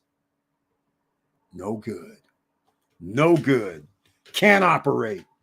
So a lot of these cities, especially on the high income areas, New York, LA, Chicago, even Miami, which is turning into it. These places are going to have a lot of homeless people because a lot of people were already living paycheck to paycheck. All it takes is you could be making $200,000 a year, but you miss 3 paychecks and you have $1 million home, and next thing you know, you can't pay your property taxes.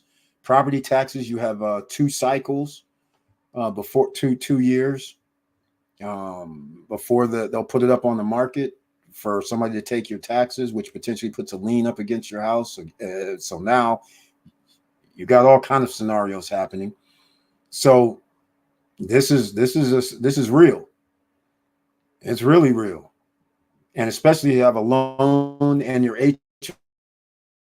HOA doubles, which a lot of people's going through as well. So you can't do the short-term rental or even the long-term rental at the numbers. So this is what's happening. So it happens in the most expensive places first, and then it starts going downhill because the most expensive places can't refinance, take money out, and go buy another place in Texas, go buy another place in Florida, go buy another place in a less expensive city to get a twice as big house for half the price, because now you can't do that. So now you lose that portion of what used to be refinance, rebuy, or refinance and buy another property. Because remember, a lot of people own more than one piece of property, right? So what happens if it actually goes back to where 1-to-1 ratio by the majority of people? That's where we could be heading, but not likely anytime soon. But after 3 years, that's where we're definitely going. Right now, the interest rates are going to go down so people can borrow to buy their way into something. But when interest rates go back up about 6 years from now, sorry, you're toast. Because whatever you have after 3 years is what you're going to have to live with. So I'm just giving you the bad news. You guys can take it or leave it, but make sure you smash that like button no matter where you are. Make sure you share the videos no matter wherever you are. And in fact, you know what? Please go over to Instagram. I'm checking out an experiment right now. Instagram, we're Stop Struggling Now on Instagram. Go over there, subscribe, sign up, follow the channel. The reason why I say this is because there's only 915 followers on Instagram. I've done live streams on Instagram. And even though I've started live streams for the last 2 months on Instagram, no additional followers. In fact, no additional followers, period, on Instagram. We're stuck, 915, for over a year. And I literally, even though I don't really care, I just do it. I just post stuff on Instagram every day. Whether it's just some meme like the captain of their ship, you'll know who your friend is, right? There's some people who will let the ship go down, right? Because they're not captain. That's what I posted recently. I post stuff like that every day. I post some videos every now and then, some reels, stuff like that. Still stuck at the same number. So social media doesn't suppress people or entities. Don't be fooled. This is not like 1990 where internet's open and nothing anybody can do. It's not open. So go over there, show some love. And in fact, let me get you guys into our chat room on WhatsApp. And unfortunately, we have these scammers who keep spamming our WhatsApp group, unfortunately. And, you know, I just laid out something at Moon Palace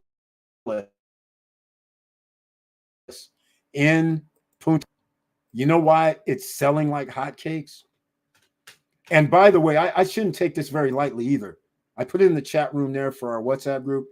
What Victor Morel said right here. This is what's happening in Airbnbs. So don't think that you're going to be able to go buy a house like these people are out here, yahoos, who's saying, oh, I'll teach you how to do Airbnb. Give me a fee. Give me my $5,000. Of course, give me my 2,500 for the course. Don't believe anything. Whatever they're saying, just disregard. They're not even in the game. Their game is to charge you 2,500 to 5,000 for information that is old. They're not even in the game, because if they were in the game, they're going to tell you what I'm going to tell you. Do not finance any property in the United States to put in Airbnb. Do not do it. Do not do it. Everything is unstable. You don't know what the property tax is going to be next year. You don't know what the insurance is going to be next year. You don't know what the HOA is going to be next year, just for starters. You don't know how much maintenance and upkeep is going to be month to month. You have no idea.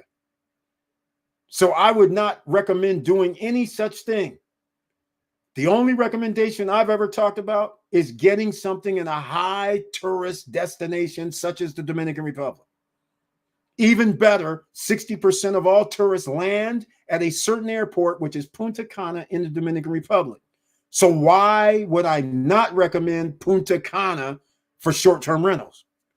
But even that comes to an end, because I have just shown, in fact, you know what? I didn't even look at it. Moon Palace next to Hard Rock Hotel. It's called Macau. Moon Palace, Macau. Hard Rock Hotel is next door. The Hyatt is going to be next door to the Moon Palace. Do you guys know how much they're charging? What? I didn't even look at this. You know, I posted in our group. Where's our lifestyle at? Okay. Look at this. See this pictures? This is the same picture. See Moon Palace on your left side? Behind there, what you're looking at is in the back side, where the clearance of the area is going to be the golf course. And on the golf course is going to be condos. Those condos are going to be able to see the water. How much do you think those condos are selling for? I showed this before. This right here is insane. But is it insane? I don't know. It's upscale luxury location, upscale luxury grounds. Does that mean we can get upscale luxury prices? I don't know. But here's something that's reasonable. Well, kind of reasonable. You can see one bedrooms are now $213,000 on up. $213,000 has a pool view. If you want ocean view, you can't get one. It's sold out. And the one bedroom ocean view was like $270,000 for a one bedroom. A two bedroom is a pool view, $362,000 for a two bedroom condo that's only around 1,350 square feet. Look at this. Look at these prices. Can you guys see this? Let's see. See the top? The one bedrooms are in the low 200s, and the two bedrooms are in the 360 grand price range. That's Solia Palms. Look at this. This is Solia Tower. Look at this. This is insane. You can get a one bedroom garden view for $188,000. You can get a two bedroom golf view for $439,000. A four bedroom golf view, $429,000. Look, can you guys see? That's not a good look, is it? You guys can't really see that. But you look on the far right, and you could see 429. That is a two bedroom golf view. It's the second section down after the yellow. Unbelievable. And the damn thing is only 1,350 to 1,400 square feet. Golf view. I wonder if they have any ocean views. Yes, ocean view two bedroom is $480,000. And it's 128 square meters. Unbelievable. Does that mean they're going to be charging people $600, $500 per night to stay out here? That's insane. At Moon Palace, how's it going to make sense? I don't know. But I do know one thing, upscale luxury, people will always stay and pay, but I don't know the occupancy. This is all uncharted territory. So just keep that up in your head. Just keep that up in your head. I am sure there will be some refinancing in a couple of months.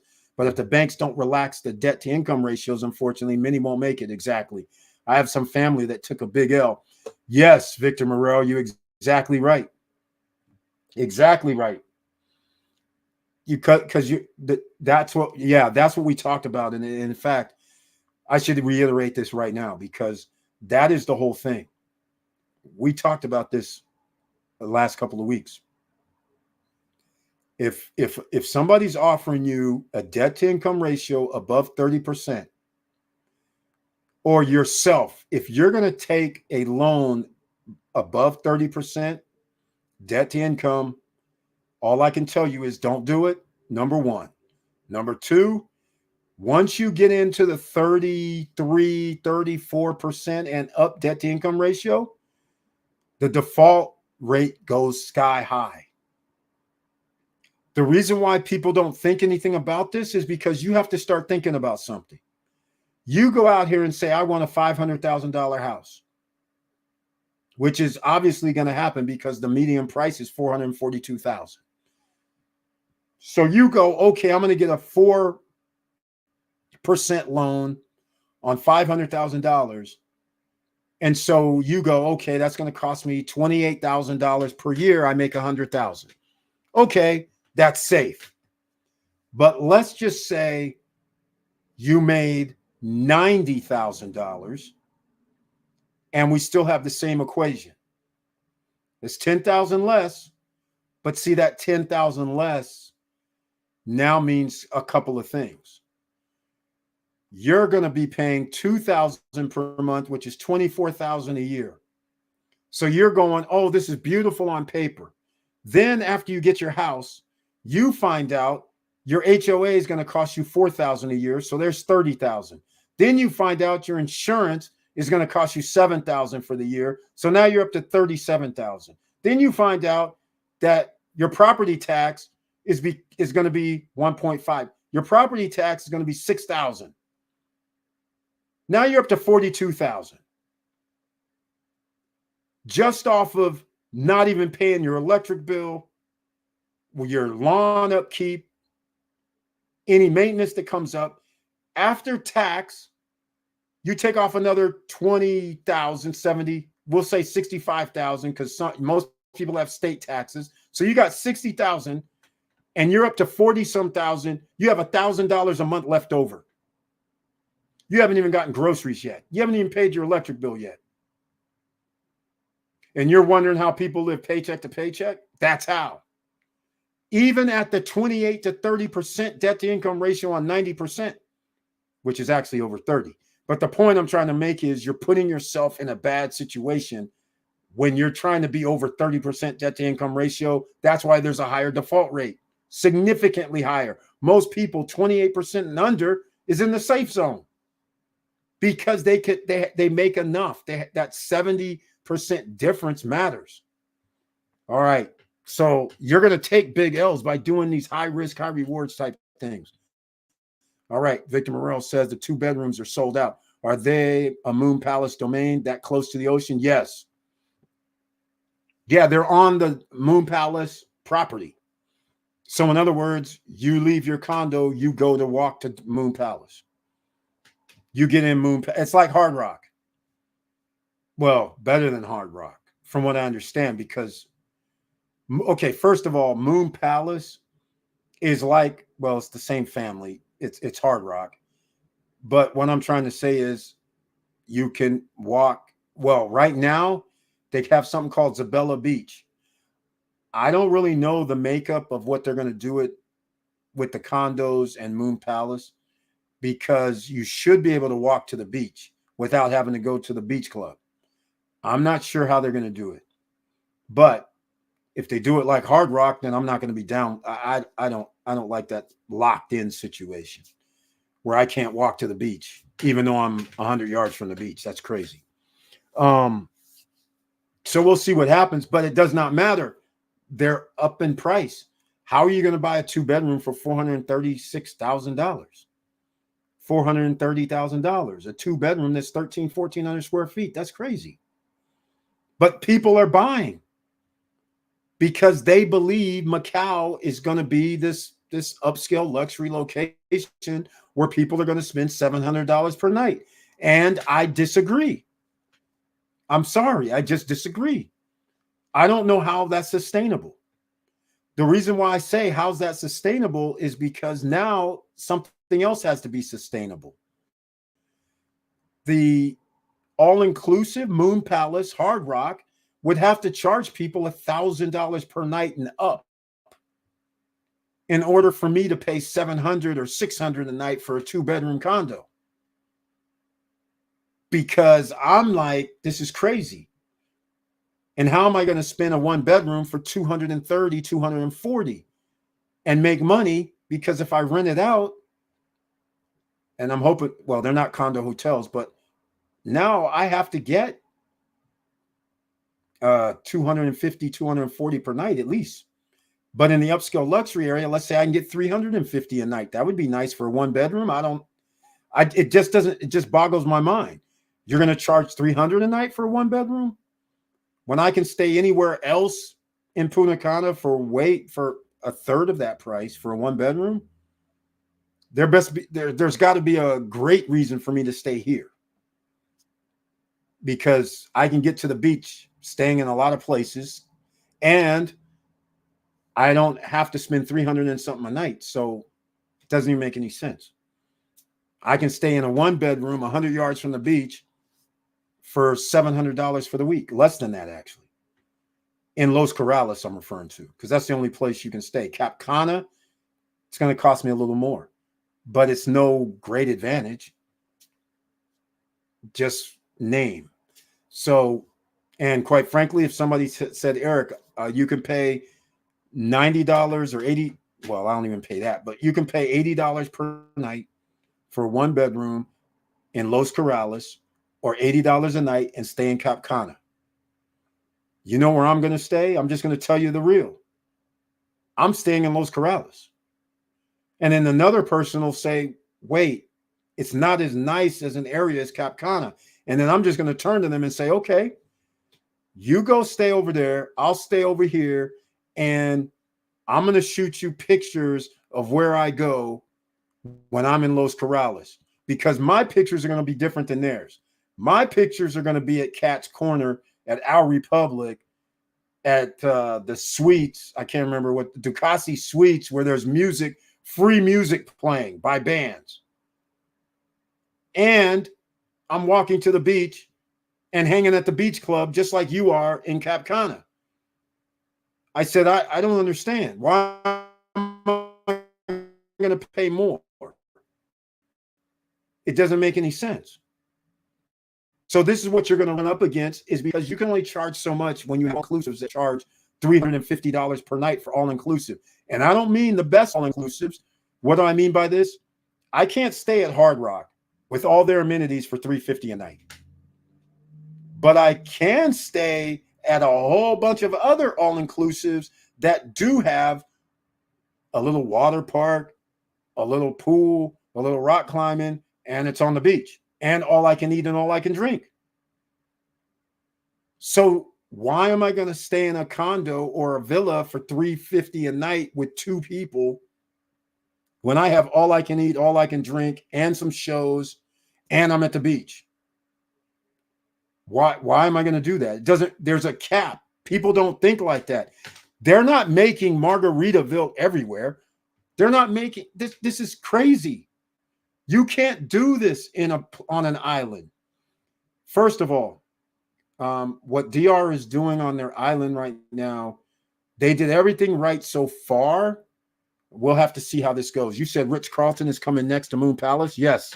Didn't know that. Yes. Yes. Ritz-Carlton Residences is going to be on the other side of Moon Palace. So they're lining everybody up. Hard Rock, Moon Palace, Ritz-Carlton, and I think the Marriott is on the other side of them. Marriott Residences or something. So it's a lineup of a who's who of the world's best products are lining up in Macau. So in theory, It's going to be the upscale luxury area for like 2 miles until you get to Macau Beach, where they have some more 5-star branded names, Westin and things like that.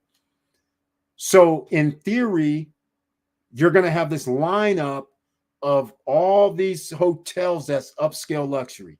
Like, it's hard to describe. It's almost like the French Riviera or something. It's almost like there's in other words, I can't even figure out another place on the planet that would be like this.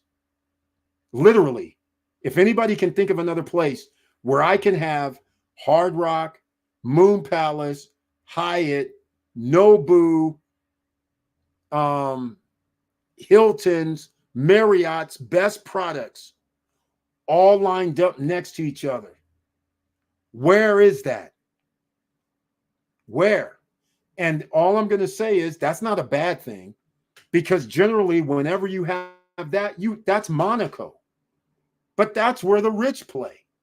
That's Monaco, where people who are in the top 1% of the world hang out. But this is Dominican Republic.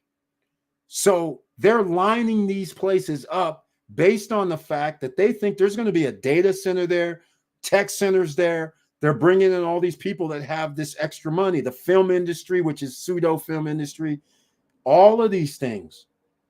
So it's going to be very, very interesting how it's going to happen. Actually, Eric, they adjusted the bylaws of Rock. Okay, here we go. We got them updated copy last month. Now renters and owners can walk through the beach club if they just want to use the public beach.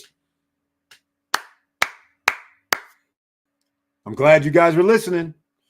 Now, we like that, Victor Marrero. I'm glad, because this nonsense they had going on where people had to pay, that was not a selling point.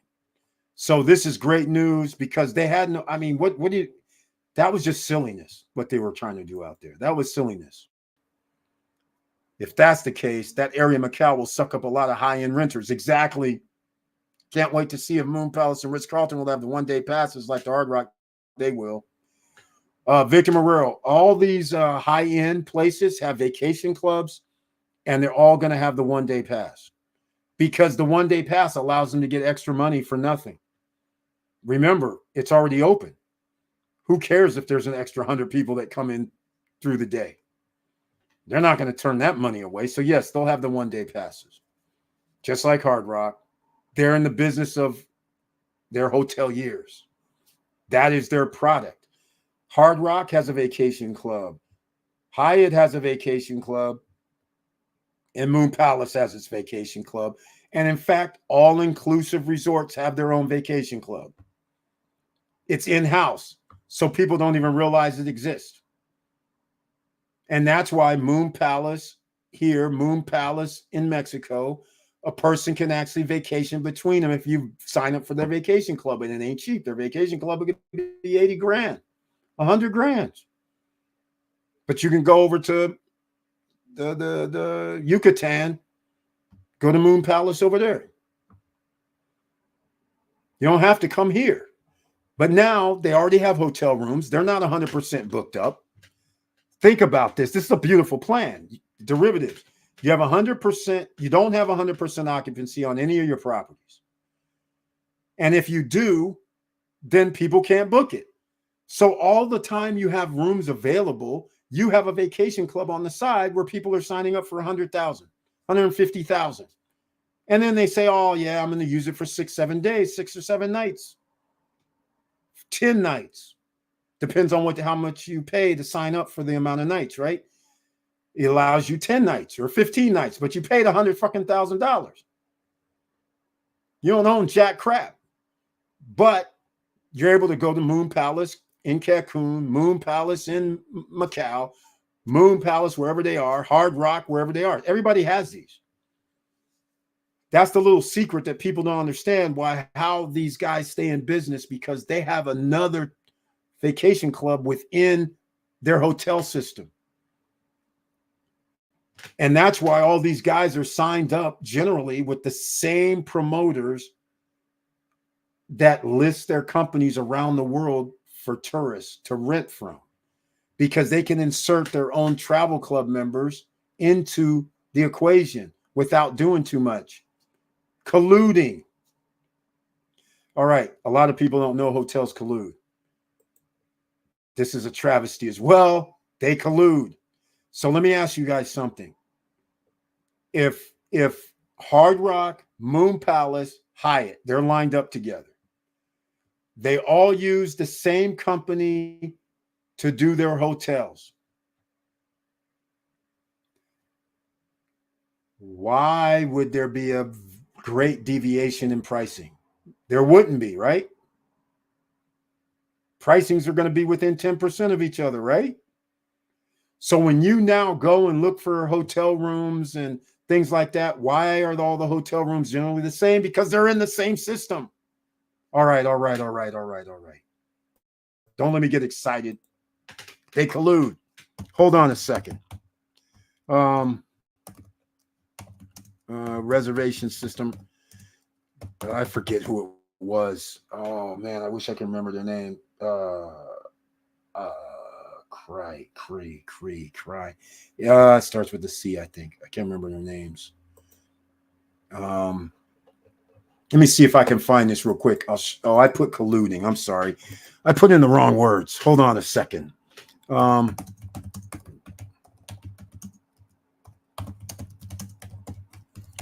right. I put in it this way. High-end hotels use the same reservation system.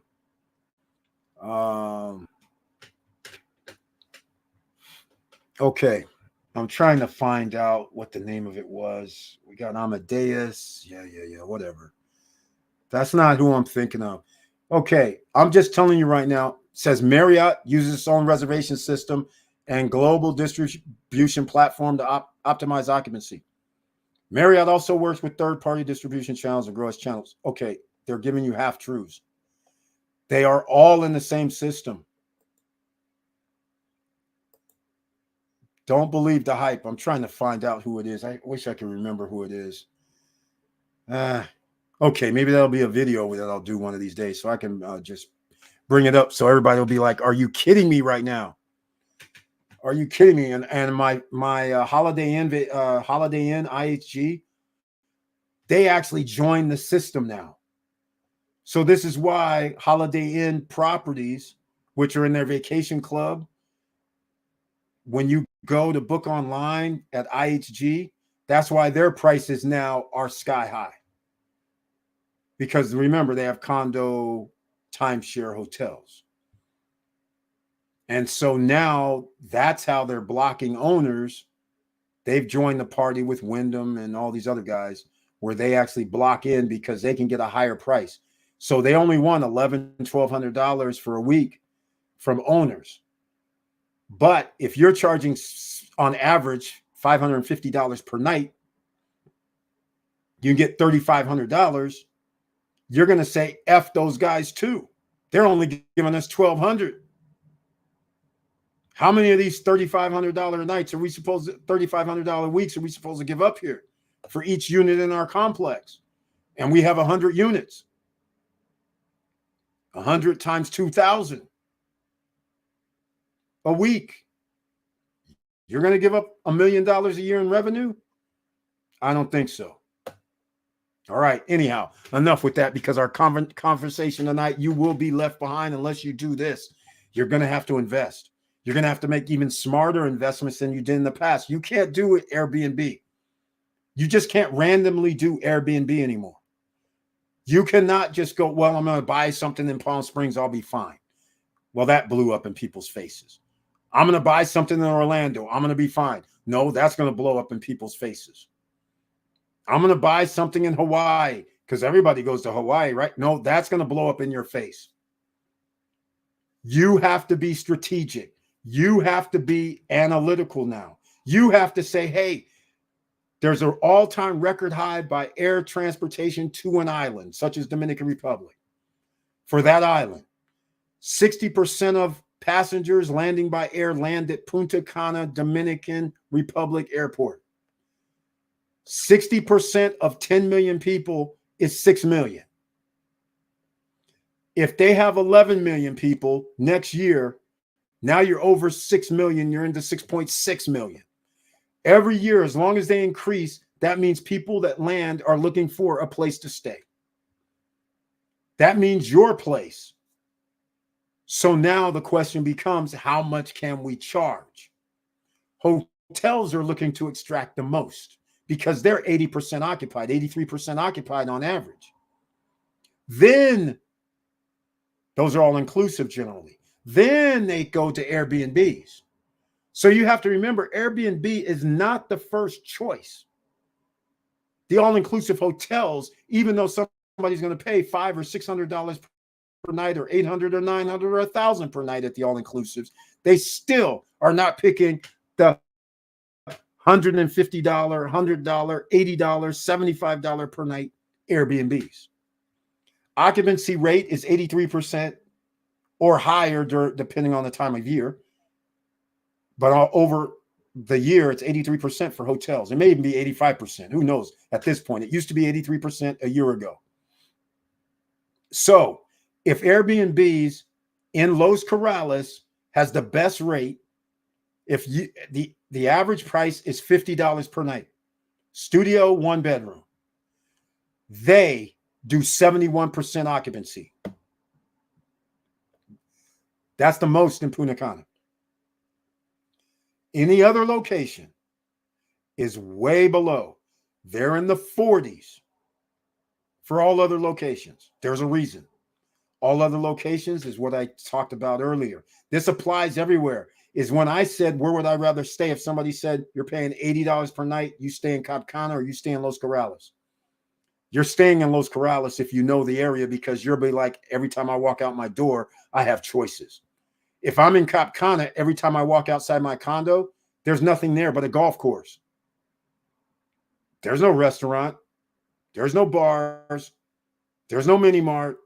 There's nothing. Just open space. Street to walk to somewhere. And you better have a bike. So that's the difference. So that's why people take the all-inclusive, because they have everything right there. They don't have to even do anything. They'll pay the extra money.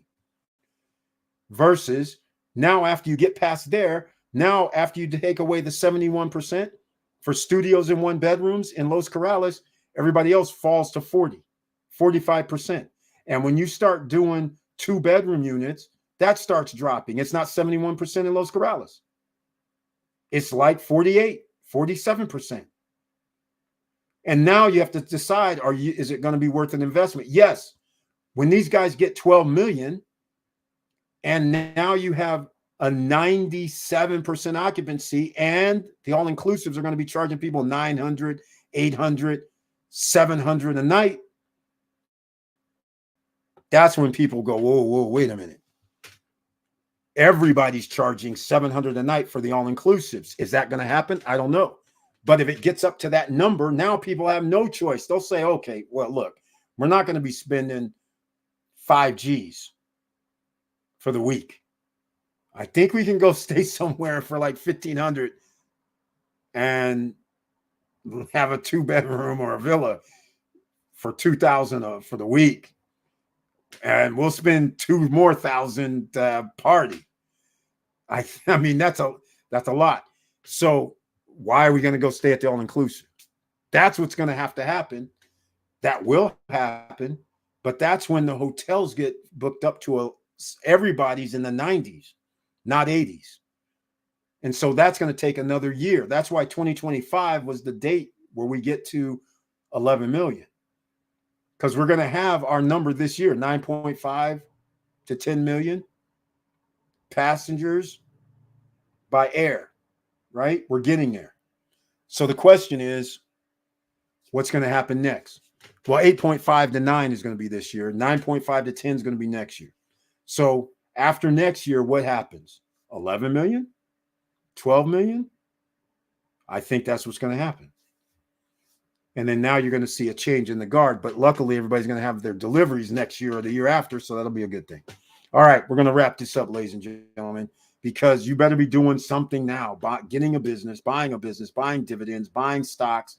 Stock market all-time record high again today for the Dow Jones. We told you this was going to happen. Do not listen to these yahoos out here who quote unquote call themselves financial analysts talking about, oh, it's going to be a drop. I'm like, how?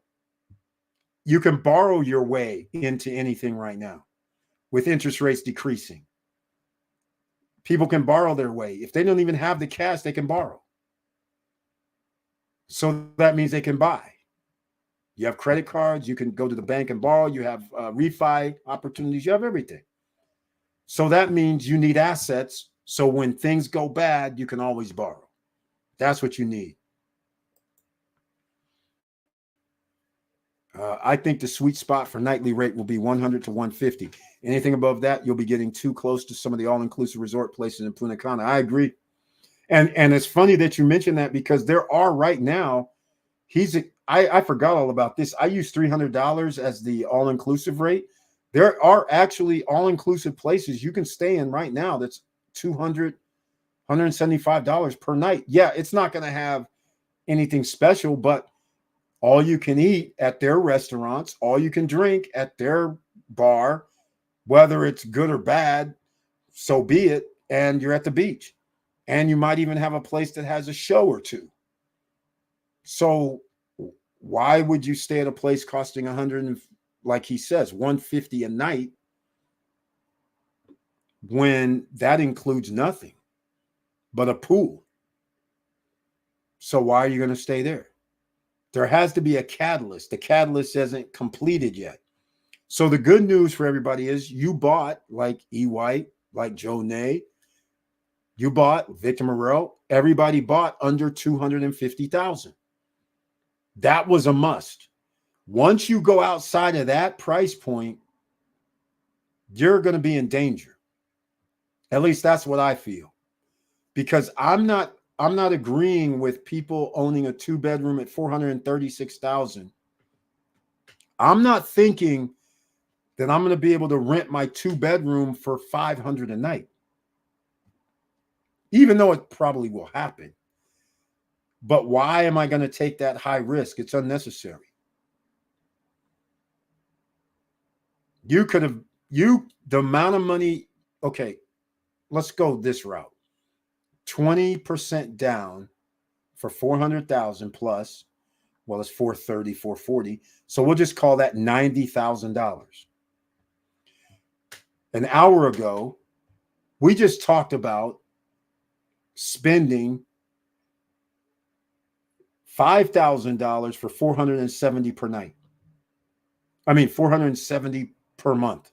$470 per month earning from dividends. 5,000. Do you realize that is 14? No, that's more than 14. What is that? 18? That's 18 times 5,000. Am I? Yeah, I think that's right. 5 times 8 is 40. Yeah, 90. Yeah. 18 times 470. I don't know what that number is. But this is something you probably wouldn't do, but I'm just using this as an example. 18 times 470. $8,460. Okay. This is where we're talking about making sense. $5,000 gives you 470 per month. If you spent 90,000 to buy that same share of stock, that means you're going to make 8,000 per month.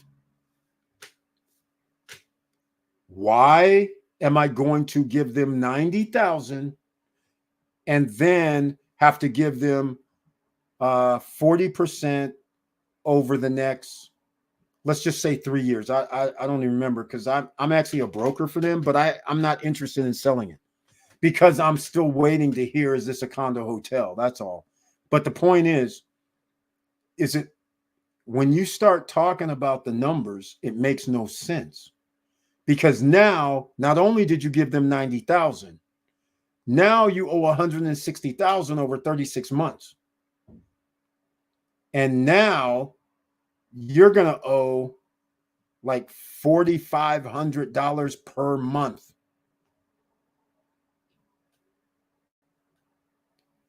And wait for it to be built for another 3 years, 2.5 years. When you could have just given 90,000 and be collecting 8,000 per month. That makes no sense. You can't do it. That's crazy. So all I'm saying is you have other options that you can actually get a return on your money within 30 days. Not waiting for delivery, not waiting for putting it on a platform where you can rent it out. And you don't really know 5 years from now how much you can rent something for. I know if I have something for $250 or less, I know if I paid $250, it's going to be in a different type neighborhood than what I paid $150 for. That's $150,000. They're going to be in two different neighborhoods. The more I pay for something, the better the neighborhood should be. But at the same time, the 150 is probably not going to be in the 250 neighborhood, but the 150, at least I should be able to get 120 a night, 140, 150 a night. There's not going to be this whole disconnect. And I'm going to argue if somebody's going to be able to rent for 250 to 300 per night out in Macau. I don't care if it is at Hard Rock or Moon Palace. I just don't see how we're going to get to the 400 per night and 500s per night. We can see, just like in Cap Cana, where you can see a 250, a 300, 350, 400 per night in Cap Cana because of the name. I could see that in Macau, but I just can't see it as being sustainable at a 70% rental rate. That's what we're talking. I'm not talking. We can get that at 30% or 40%, but 30 or 40%, you're going to be losing money. It's not even going to be worth it. So if you can't get to 60 or 70% rental at that number, 300, 400 per night, then what's the point? You want to earn 3% on your money, 2% on your money? After all that, when you could have been collecting 8 G's a month? I mean, that doesn't make any sense. All right. Victor Marrero, he says it. I think the sweet spot, like we were talking about, for the nightly rate will be 100 on 150. I agree. Anything above that, you'll be getting too close to some of the all-inclusives. Exactly. He's exactly right. So, you know, we like showing things, right? Let me go to, I'm even going to show people because he's on the money. This is why I railed against. See, I've done this for so long that there's just inherently numbers in my head. And this is why I told people not to go above 250 because of this scenario that I'm about to show you right now. When we go to Punta Cana, and I'm going to put in Dominican Republic. You guys will see this in a second. Wait, it didn't pop up. What's happening? Oh, there we go. Okay. Punta Cana, Dominican Republic. I'm going to put in, hell, I'll just put in like, I don't think this is prime time. It should be low season. I'll put in the 10th through the 17th, and I'll put in just 2 people. And then when we get to it, I will show you guys what we're talking about here. So people can see this in real time. So you guys don't get lost in the sauce thinking that just because it's by Moon Palace, I'm going to spend 400,000. Just because it's by Moon Palace, I'm going to spend 500,000. Now, if it was a 4-bedroom, now that'd be a whole different ball game. But when we're talking about just a 2-bedroom, 1,350 square foot place, I'm like, that ain't good enough. That is all the way wrong for me. All right. So what's happening here? Okay. Why are we not moving? Oh, okay. So we're going to have a problem. I see how this is. All right. Well, I'm probably going to be booted out here for a second, ladies and gentlemen. I'm going to be booted out. But whenever I start changing screens now, this comes up. And I might have to switch to OBS Yeah, I think I'm gonna have to switch to OBS after this. Start doing something a little bit different because I'm getting tired of getting booted out of StreamYard. So OBS doesn't isn't gonna run through something else. Well, it'll still do a RTMP, but we'll see what happens. But I'm not being able to do what I want that off, and we will see what happens here. All right, so I'm back. All right, the challenge we will all have is competition, especially with those that want to rent cheap. However, you'll have renters that rather rent quality. There's a big pool for that. Yep, you're absolutely correct. That's what I always say. If you can get into a luxury upscale environment, there's there's more people that travel that have disposable income than not. So quality matters on where you stay. This is why I'm very happy that Hard Rock at least changed one of their problems, or shall I say, Cono Rock. Their guests and the owners having to pay to get to the beach was wild. So I don't know what this means though. Can they go to the beach club? Or is it just they can go out to the beach? Can you go use the loungers? Is it now an open environment for owners and guests of owners? That's what the question is. But that's the $1 million thing, right? So once again, we're going to go find out, but I'm going to do this. I'm going to go to Priceline so I can show people. We had a new condo project that popped up in Dominican Republic that's basically for the locals. I'll probably do a video about it this weekend just to let people know if they want something cheap, they have an option. But from an investor standpoint that's going to be doing short-term rentals, I don't think it's an option. It doesn't have any real amenities other than a little park-like and pool-like areas. And I don't think it's going to be great for a oh Jesus. No, it's not air, it's hotel. All right. So what I'm doing right now, I'm putting in the hotels on my phone because I realize I have something going on with my browser or something going on somewhere. I put in October 10th through the 17th, and upscale luxury does matter. But here we go. Already, here is Paradisus Palma Real Golf and Spa Resort all inclusive. Look, $388 per night. See, this is what I'm referring to. So there's already a cap, and this is a 4 point. It's decently rated. Free internet access, free parking. So what more can you ask for? So what I'm going to do is I'm going to go to all inclusives on my phone, so then everybody can see what we're talking about here. Look, in Cap Cana, 502, okay, for 7 nights. Cap Cana Sanctuary. Dreams Macau, here's a perfect example. Dreams Macau, free internet, free parking, fully refundable. They have a game room there. The beach is there, the pool's there, all you can eat's there, and look, $348 per night. Now, there's one thing though. Remember, this is 8.4 rated. This is for 2 people, unless they have a promotion where they can bring kids, which some of these places actually you can bring kids for free. But here's the thing. I don't know about Paradisus, but all I'm trying to say is, but here's your worst nightmare. This is low season. Look at this. Yes, you do see that correctly. Look, adults only, 117 per night. Or are you going to stay at Occidental? Or are you going to stay at Bavaro Princess?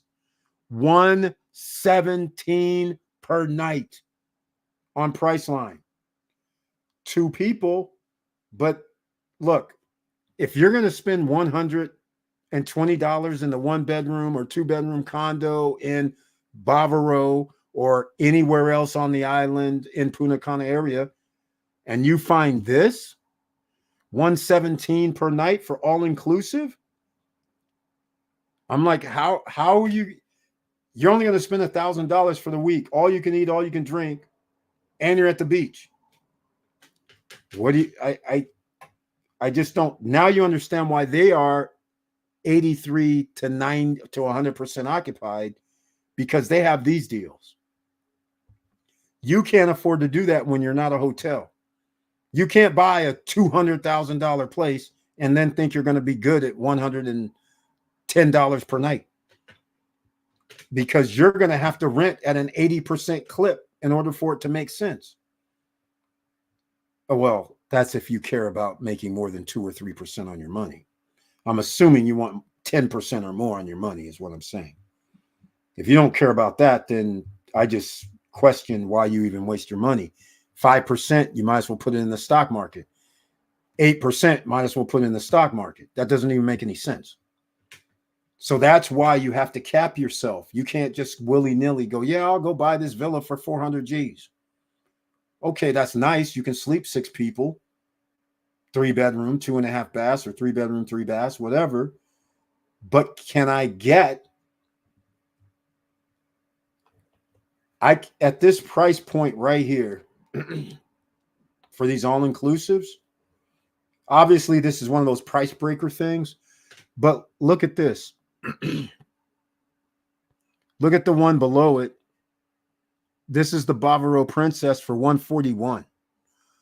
Again, decent ratings. Why would I? And here's Victor Marrero's Hard Rock. Look at this, $326. I mean,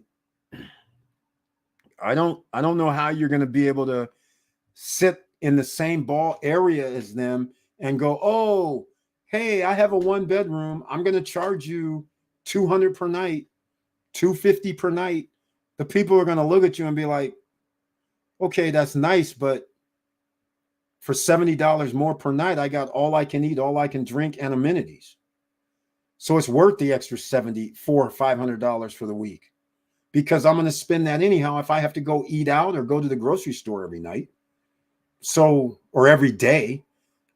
At the resort, you can just, when you are at all you can eat, all you can drink resort, you don't pay attention to what you consume, because you're not paying for it. You just go, okay, I'm going to go down here to the buffet, get something to eat. Oh, I'm going to stop at the gelato place because I stroll by it. Oh, by the way, there's a bar right here. Let me get a drink.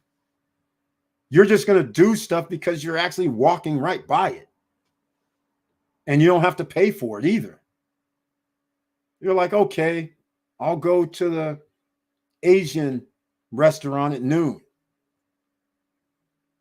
I'll go to the Benihana's at noon. I mean, whatever you want to do, it's on demand. I want to go to the beach right now. Okay, it's right here, less than 50 yards away. And there's a lazy river here, so let's go do that. I mean, everything is like there that you just take for granted and you just use. Whereas if you're staying by yourself, you're like, okay, what are we going to do today? Oh, let's go downtown. Well, wait, we got to have a rent-a-car. We got to get Uber. All these things add up when prices are close to the same. $50 isn't going to, $50 less is not going to change somebody's mind to say, well, we're not going to pay the extra $350. They're going to be like, hell yeah, we're going to pay the extra $350 because we're going to have to eat out. Lunch and dinner is going to cost us $100 a night, a day, minimum. Never mind the drinks we're going to get. So all this, you can easily figure out, oh yeah, we're just, are you serious right now? Why am I going to not spend an extra $300, $400 when I have all I can eat, all I can drink, a show, and whatever other festivities going on, a game room, and all this other stuff? Why would I not pay the extra $350, $400? That doesn't make much sense. So there is a cap. And unfortunately, I just illustrated where the cap is during low season. That was next month in October. Just so people will get even more of afraid of why I always said, I guess we'll consider, I don't know what high season is, but I consider high season January, February, March, and even April. So I'm going to put I'll put a week in February 27th through March 6th, all inclusives. And I got good news and I have bad news. Zimmy Meaches, which came up first, they're $800. Hold on. Now look, that same Paradisus, all inclusive, is now $558. Okay, we like that number. We need that number. But look here.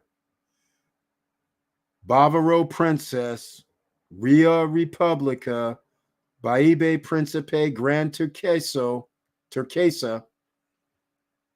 on Priceline, 166. That's not Macau. But all I'm saying is you have choices. Hard Rock, 373. You have choices. So again, you just can't willy-nilly just go buy something. These are all inclusives, by the way. Look, 221. I never heard of Ocean El Faro, but whatever. I'm just showing you 351 Majestic, Elegance. I went by there. Punta Cana Princess. Don't know where that is. Adult only. That's 242. So you can see these are all in the 200s during prime time. Look at this. Caribe, 223. So Lopasan, which is a very nice resort by all accounts, 345. So again, this puts a cap. This is what I was trying to tell people why I can't spend 400 grand for a 2-bedroom. Because I'm sitting there saying, if I can stay in an all-inclusive for $220 per night, and it's going to cost me around $1,600 for the week. This is well, that's Tropical. I don't know about these all-inclusives. I've only stayed at Hard Rock. But look at this, meals and drinks included, and at least they have whatever. This is something called Tropical. They're calling themselves a 4-star. Free parking on the beach. I mean, all you can eat. I think I know which one this is. Because I was looking for this for the bands. I think I know which one that is. They have restaurants, if I remember right. They have restaurants there, and they have a VIP upgrade that you can do. But without the VIP upgrade, so what? You still have bars, food that you can eat. It's not the best, according to everybody, but they didn't stay there because it wasn't one of the best. But all I'm trying to show you is these are all inclusive numbers. And sure, it's for 2 people, but in the Dominican Republic, studios and 1-bedrooms are the most rented properties, which means that's either two people or 4. And generally, you won't have 4 unless it has a sofa sleeper. So we're in that ballpark. So a 1-bedroom for 200 and some thousand, you're on the border. You're like out there, because I can stay in an all-inclusive. Try and charge me $200 for a 1-bedroom. I'm just going to be like, I go to Airbnb, I see 200 per night. I'm going to go, okay, well, you better have something going on at that location to make me stay there. Because if you're just telling me you have a pool and I'm going to spend 200, I'll just stay at Tropical, let's say, for 233. And my food's included and my drinks included and other things I have. So again, this is where we're going. And unfortunately, prices are going up in the Dominican Republic. I will probably drop a video over this weekend on it. And I'll be dropping a video either later tonight about the Buffalo Bills situation, socialism in America. We've always had socialism, but the socialism for the rich, it's out of hand. And this is why the system over the last 40 years has turned into an oligarch situation where the masses are paying for the few at the top. And they're then finagling the system to their favor. Watch the video that I drop in the next 24 hours about the Buffalo Bills stadium. And I was just shocked, appalled, upset. And I'm sitting there going, why are people continuing, American citizens continuing to vote and continuing to back policies by people that want to give rich people a break when they're the ones benefiting the most from our capitalist system at the expense of the workers?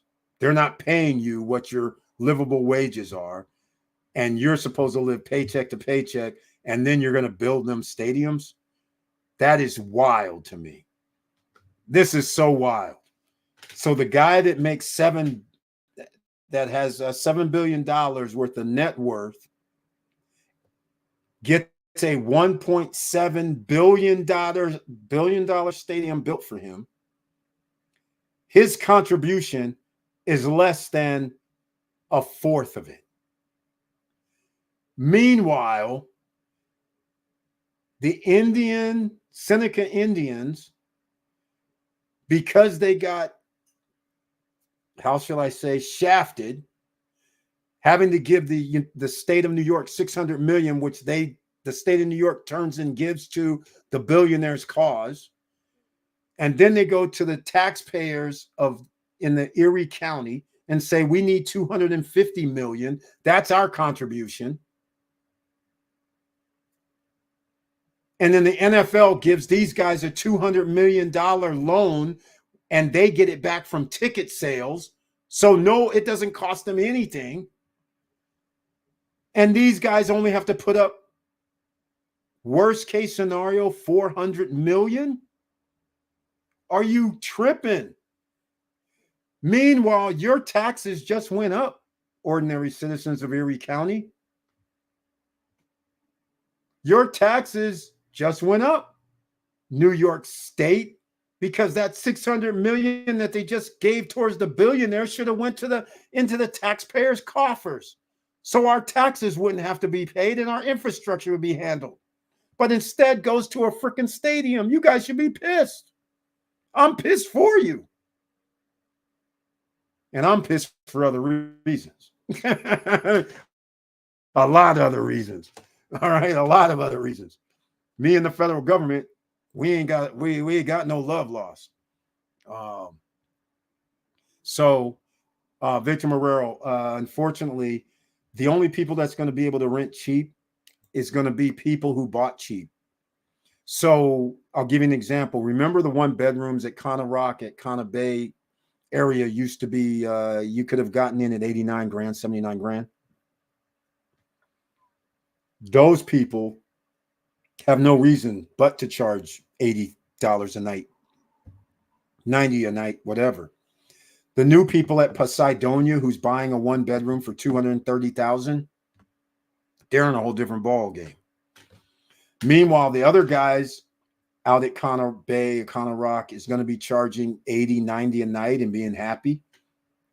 The guys who bought their one bedroom for $230,000, I don't know how they're going to be happy, because how are they going to be across the street from the guys charging $80 a night? And they're a condo hotel. So since they're a condo hotel, and I'm assuming 50% rules means if they charge $250 a night, the condo owner gets $125. And if they stay at even a 60% clip, you're going to still make single digits return. Doesn't make any sense. You can't buy it. And if you start going past the 230s, you can easily see I can stay in an all-inclusive for $230. Less than $230, but I can stay in an all-inclusive for $300, $400, even in high season. Because they're 83% occupied. In high season, they're over 90. They're like 95, 93 to 95%. January, February, March, they're in the 90s for all-inclusives. Let that sink in. So you can see why most people are going to say, yes, I'm staying for $380 a night. I'm staying for $330 a night. I'm staying for $299 per night. Hell, Hard Rock's at $380. February 27th for a week, $380. That is crazy. I'm going to tell you why it's crazy. 7 years ago, or no, man, it's more than that. 7, 8 years ago, I stayed at Hard Rock. 7, 8 years ago, it was $500 per night.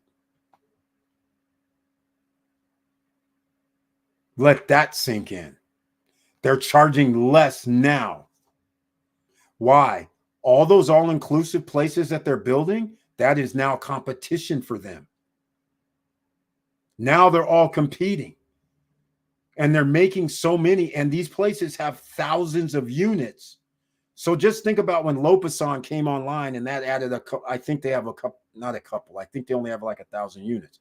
But now that's 1,000 units that need to be fulfilled. And if you want to do 83% all year, your prices are going to have to drop. More competition. All inclusive is a whole different class. Every time you say, I'm going to do a Moon Palace and add like 2,000 units, now that's an adjustment for everybody, because now that's additional. There's 18,000 hotel units in Punta Cana as of right now. That doesn't include all the new ones. They're going to be into the 25,000s for these all-inclusive spots in 2 years. They have that many units coming online. So in that all-inclusive space, the prices are coming down, which is not good for the rental market. Just letting you guys know. So again, we'll talk about this on another day. I got to run. Thank you so much for being here. You guys know I love you so much. I appreciate your support over all these years. But make sure you go over to our Instagram. I see you, Ted G. Ted Deg 1. I see you, La Casa Custica. I don't know how to pronounce that, but I see you on Instagram. Thank you so much for joining us. Make sure you smash the like button, and make sure, even at Instagram, go over there. Make sure you follow on Instagram. I want to see if we can get to 1,000. I've been at we Stop Struggling Now have been 900 to 915 followers. Oh, yes. It went up to 919. It went up to 925. Then all of a sudden, 5 or 7 or 8, 10 were removed. Go over there, sign up. You can get the link down below in the description box. If you haven't downloaded Robinhood and Webull to get your free shares of stock, please go down below in the description box. You want to come over and join us in December 2nd, 3rd, and 4th in our SSN Lifestyle Punta Cana Investors Forum, where we'll be meeting with lawyers. So you can ask any question. You want to start a business over there? Ask the question. You want to get real estate? Ask the question. You want to get immigration? Ask the question. Ask your questions at no additional cost. You do owe $199. We only have 2 more spots left for the $199 price. So I suggest you get over there now and register at ssnlifestyle.com. It does not include hotel, does not include transportation. Well, if you want a car on your own, that's fine. But at 10 a.m., if you come there, stay in Los Corrales, because that's really the only place to stay right now. If you're not staying at all inclusive, get a nice little $70, $60 per night place. And then we'll meet in Los Corrales every day, 10 a.m. And then we'll take the transportation to the lawyer's office. Okay. Things like that. Then on December 3rd, we're going around to another office. Like we'll probably be going to the Seven Palms office, because they have projects inside Vista Cana, and the 1-bedrooms in there are like 130,000, 119,000, 140,000. A 2-bedrooms, 199, 179. Those are reasonable prices right now. Those will be the prices in 2 months, 2.5 months when we go. So you'll have an opportunity. Maybe you don't have to do a 20, 40, 40 deal, 20% down, 40% during construction, 40% on delivery. When we're in the house and we have a few people there, we try to negotiate and use that to our advantage. So then maybe we can get a special down payment deal, a special deal on the percentage during delivery, and can alter it a little bit. That's what we do. That's why you should come if you're interested in real estate. We'll go around. You'll get the lay of the land. We'll probably go up to Connor Rock as well. We'll probably, which is Macau now, I guess it's kind of considered Macau, I guess. The way they're marketing this, they move Macau down a little bit, which is good marketing. So we'll go around so you can see the lay of the land on Wednesday. We now worry about banking. We have to have our loan officer. We got to have a few of those explain some of the nuances with banking, because you cannot use your credit for a bank loan from the United States. You're going to have to get a bank loan in the DR. That's why you want to open up a bank account. So if you're coming to the DR for our December event, sign up. So then starting in the month of November, all right, and maybe even sooner, but it'll probably be at the end of October, beginning of November, you're going to need your 2024 tax returns. You're going to need your last 6 months of your bank statements, and you're going to send them over to one of our lawyers' offices so then they can get you pre-approved with the bank. In other words, before you arrive, you'll have been approved so they can open up a bank account for you within 2 hours.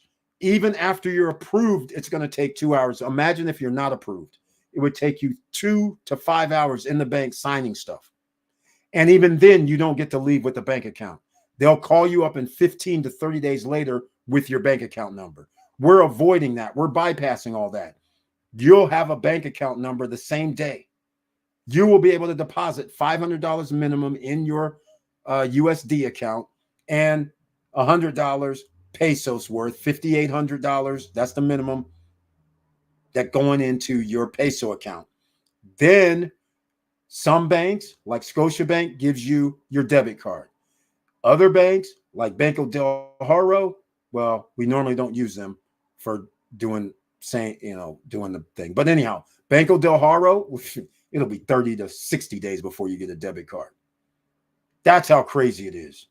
So therefore, they'll line you up with certain banks that you're going to be approved, be able to sign up. So in the meantime, when we arrive, then you'll have a schedule. They'll say, okay, they have you scheduled for 3 p.m. in the day on this day. So if you want to open up your bank account, then you got to go that time, that day, and they have somebody there that speaks English if you don't speak Spanish. So this way, you're all set up. So this is what we do. If you want us to do a business, then you might as well speak with lawyers and understand. You don't have to go with the lawyers you speak with. You can go to any lawyer, but for this price, $199, you're going to be able to talk with lawyers. And the record that we were at the lawyer's office was 2.5 hours. That's a long time. They're answering questions. And there's no additional charge, no obligation. If you want to use them, so be it, but you can use anybody. So usually we go see Johan and we'll go see Glennie, but that's what we're doing. All right. So I'm giving you guys the opportunity to go to ssnlifestyle.com. That's how you sign up right now. As soon as we get after the first 5 people, then the price goes up $50 for this event. So you don't want to miss it, because this will possibly be the last one. There's news from Larimar. I'm probably going to make a video over the weekend about this too. There's news from Larimar, and the news is, let's just put it this way. I say I want to see pictures. I don't really care about your news, the newsletter. I don't care about nothing.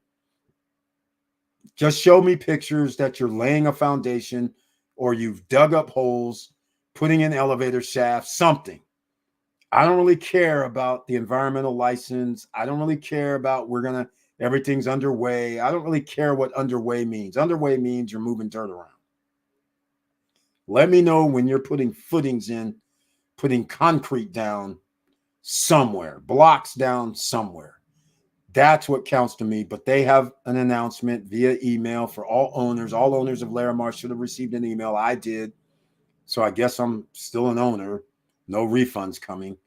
But the point of the matter is, we got things happening. It's going down. So thank you everybody for being here. I'm going to play one last SSN Lifestyle video. Let's see here. Let's go with some old school. I can't remember what was used. I don't remember what was used. I know this one wasn't used.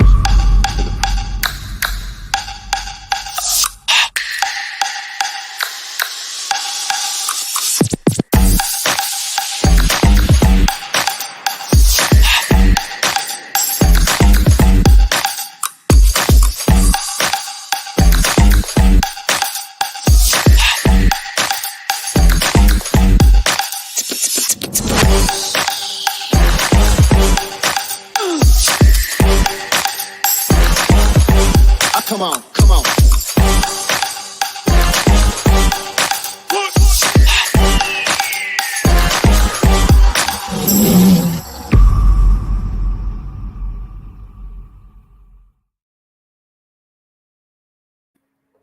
All right, ladies and gentlemen, once again, and Friday night story night. I just gave the little one about the lady always wanting to stay at the West End in St. John's, even though she's in a better location in Napa or better property in Napa, but she was staying in the other in the studio side versus the one bedroom. The one bedroom, fireplace, kitchen, balcony overlooking the wine vineyards. There's a bunch of different things. And so she doesn't even know that exists over there.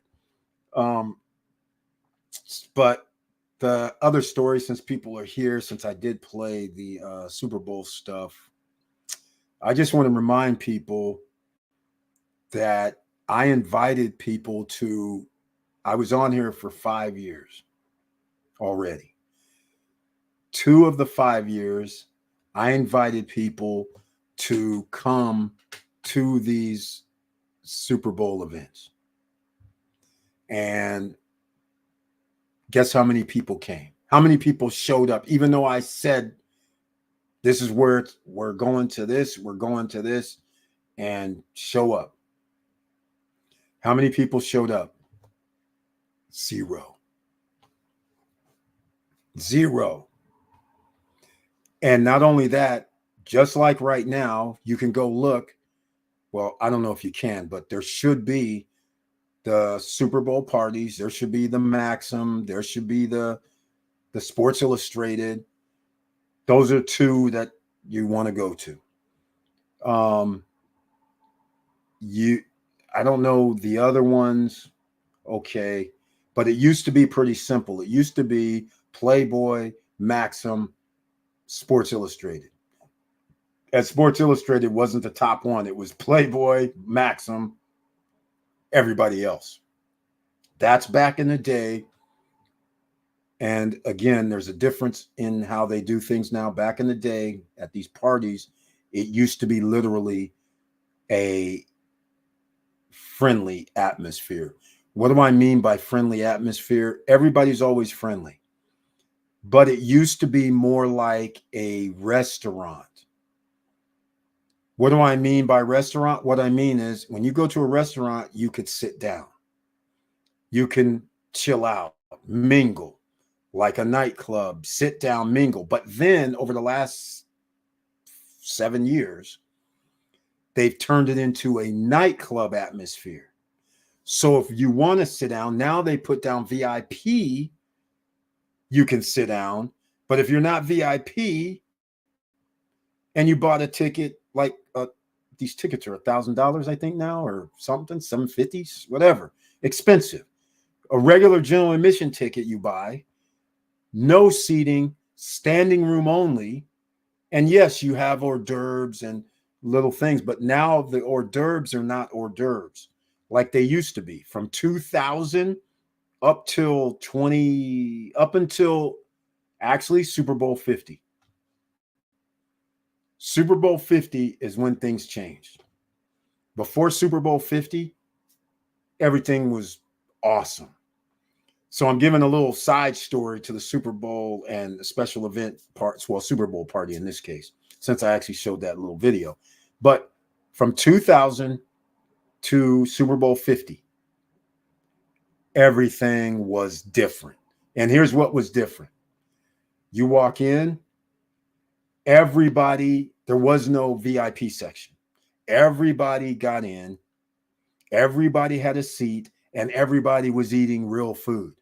What do I mean by real food? Shrimp, uh, ground beef or steak or whatever, fish, real food, hors d'oeuvres. All right. Super Bowl 50 comes in San Francisco, in Cali. I'm like hyped because now I I invited you guys. You guys didn't come. I had my friends, but guess who took me up on the offer though? My friends in Port St. Lucie, husband and wife, they come. They say, we don't have nowhere to stay. I say, stay at my house. And they get to my house and they're just like, damn, you told me I could have brought my sister. You have like 3 more rooms up here. I said, I know. That's why I told you your sister and her boyfriend can come too. But you were like, it was up to you. He's like, no, man, I just thought. I said, I know, man. Don't worry. So then we go down and I have my nephew who graduated from LSU. And I think he graduated there like maybe 2012, 2013 when LSU was going to the championship game. So some of those guys on the championship team, and he played football for the team. So he knew. So now he's hyped because he can get into the same parties, the Playboy, the Maxim, the Direct TV with Kanye and all this. And because we have tickets to all of it. And now his friends that went to LSU, who's superstars in the NFL, he runs into them. Now he enjoys it because he's a geek, right? He's a computer guy. He's very smart. And you can imagine other geeks in San Francisco when you go, well, I went to LSU. That's one thing. I know these guys you see on Sunday in the NFL, we're like friends, right? They don't believe them. And so then when I tell him, hey, man, you want to come to the Playboy party? He's like, are you for real? I'm like, yeah, man, I got tickets. So when his friends came to the Playboy party, them guys, them geek dudes that he was hanging out with, they went ballistic. They were like in heaven. But the difference is when Super Bowl 50 came, we go to the Playboy party. Now, I mind you, we all have passes. All right. What you guys don't realize is when I said we have passes and we're getting in, we don't just get in, we have VIP passes. We can be anywhere in the venue. That's why when you see DJ Khaled and you say Little Baby and you see me filming from the front, it's because I can be anywhere in the venue. So, like I said, I wouldn't show people all the time at the with the video. So when I'm showing on stage the little clips, like I said, most people know basketball stars like Tracy McGrady. He was literally standing right next to me about a foot away. The reason why I didn't want to show that is because there's other people that was in the front row. So I didn't want to show because I don't know everybody. And you never know who's who, what's going on. So I'm like, I'm not even going to do that. So this is the kind of thing. So you guys are like, we're not doing nothing. So we go to the Playboy party. I get in there and I'm like, they did a pop-up that year. Not like the normal. They did a pop-up and I walked in and I was like, what is this? Because when we got in there, to the left, there was like these row of stands that were like, I think 5 rows high. And everywhere else in the place, all they had was a table, high top table, and no chairs, no nothing. And then they had a couple bars in the place. And I looked around, I was like, what is this? I was like, I wasn't used to seeing this atmosphere. And I go up and talk to somebody and I said, well, what's this seat over here? They go, oh, you got to be VIP. I'm like, what do you mean? They're like, no, they're like, well, you can go there, but other people can't go in that section. And I'm like, so people can't sit down? So now I hang out for a little bit, and then they brought food, which used to be food. It ends up being like a freaking cheese thing or some little uh what do you call these things? Little candies, sweets. So I'm like, oh man, what's going on? No food. So I'm like, okay, this is not cool. I said, that's all right. So my nephew, I tell him, hey man, because they also put Maxim, was it Maxim on that night? Yeah. Or was it DirecTV? It was Maxim, I think. So anyhow, they had the Maxim or DirecTV. I can't remember which one we went to. Anyhow, I tell my nephew, I said, hey man, I'm leaving. I'm going over. It was DirecTV actually. I'm going over to DirecTV, man, because this is like a nightclub atmosphere, and whoever the band is, I don't even know who the band is. I don't really care. We're going over to DirecTV. So we get over to DirecTV, and DirecTV, what they used to do, this is just a year before in Arizona, DirecTV rented out a whole the field next to the Glendale Stadium. I think it was the previous year. They had a whole cookout. In fact, I have DirecTV NFL Super Bowl pillows because they said, hey, since you're here, take the pillows. And I'm like, why you guys? They're like, cuz we're throwing them away. And so of course the wife was with me, and she says, oh, we can, when we ever have a Super Bowl party, we can always break out these pillows. I'm like, okay, you got me. Throw the pillows in here. So, but that is much different than what happened in San Francisco. San Francisco, there's no cookout, there's no nothing, and it's just like a club. Same thing.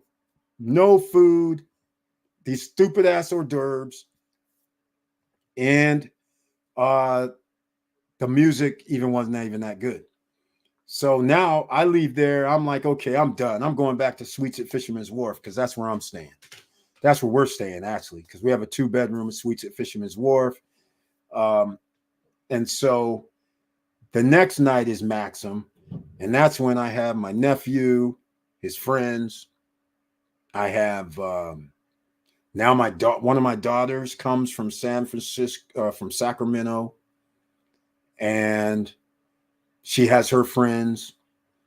And of course, at this point, I think she's in her 20 somethings. Yeah, because that's 7 years ago. So obviously, my nephew and their cousins, their friends, so they're all there. And there's probably like 7 people. And so now they're just like, you can't be serious. All 7 of us are going to get in here. Plus our friends, we have 2 friends. So they're like 10 people. We're 10 people deep. So we get over there, and yes, we have bracelets, 10. We're 10 deep. So all 10, and they're sitting there like, oh, we got our bracelets. They let us in. We're happy.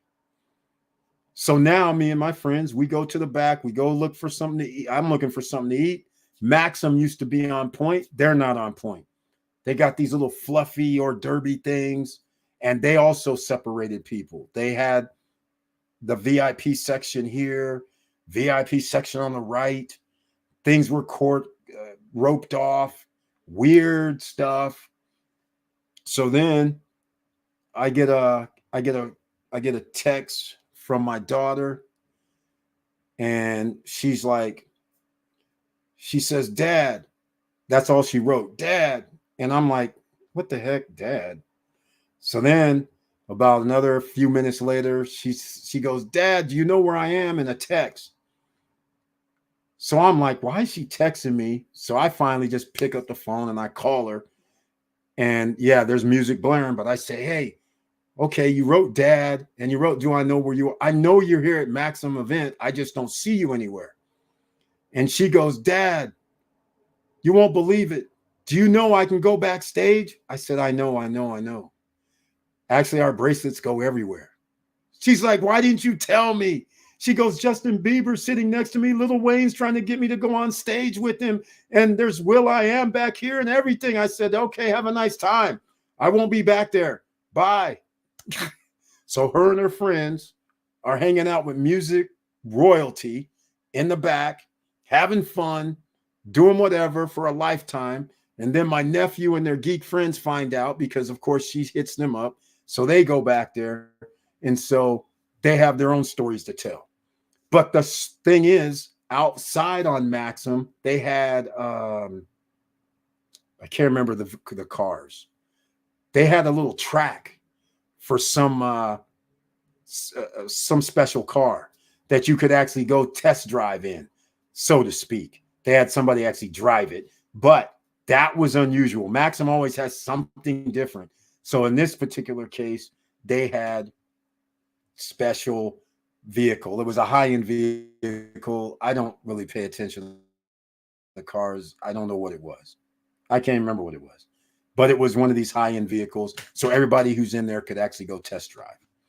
So the bracelet part was you can go anywhere in the venue, but I never told anybody. I would just be like, if after she said it, then I told my friends, I said, oh, by the way, my daughter just sent me this telling us, hey, if you want to go backstage, that big dude that was standing by that gate out there when we came by, that's the backstage place. If you guys want to go back there, your bracelets take you back there.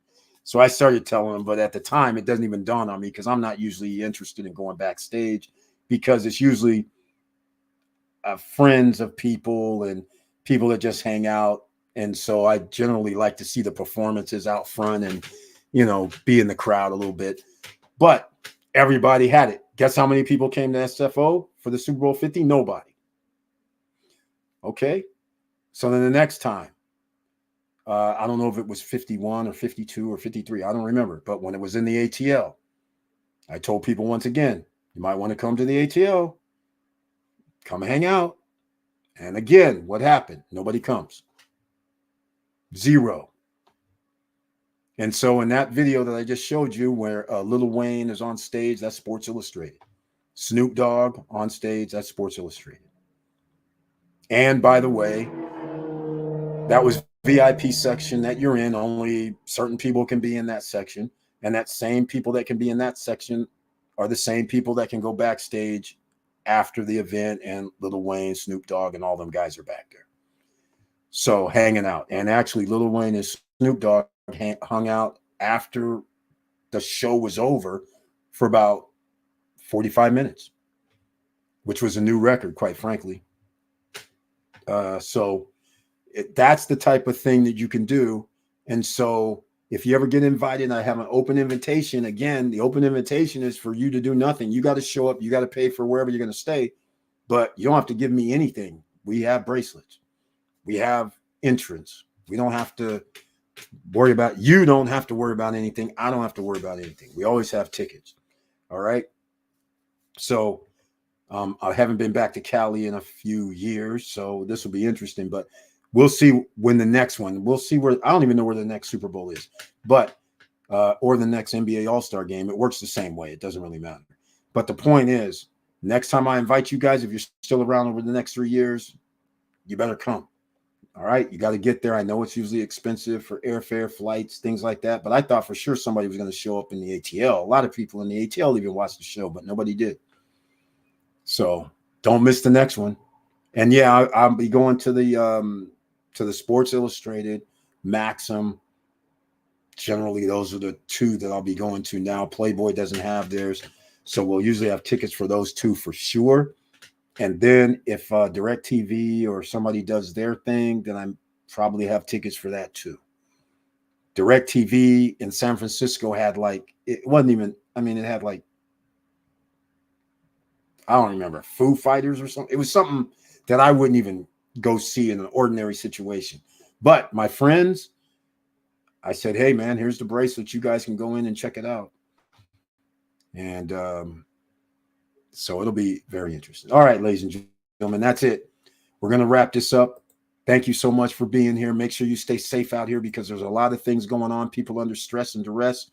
So whatever you do, keep a level head yourself. And with all that said, keep your head up. Keep moving. And I'm out.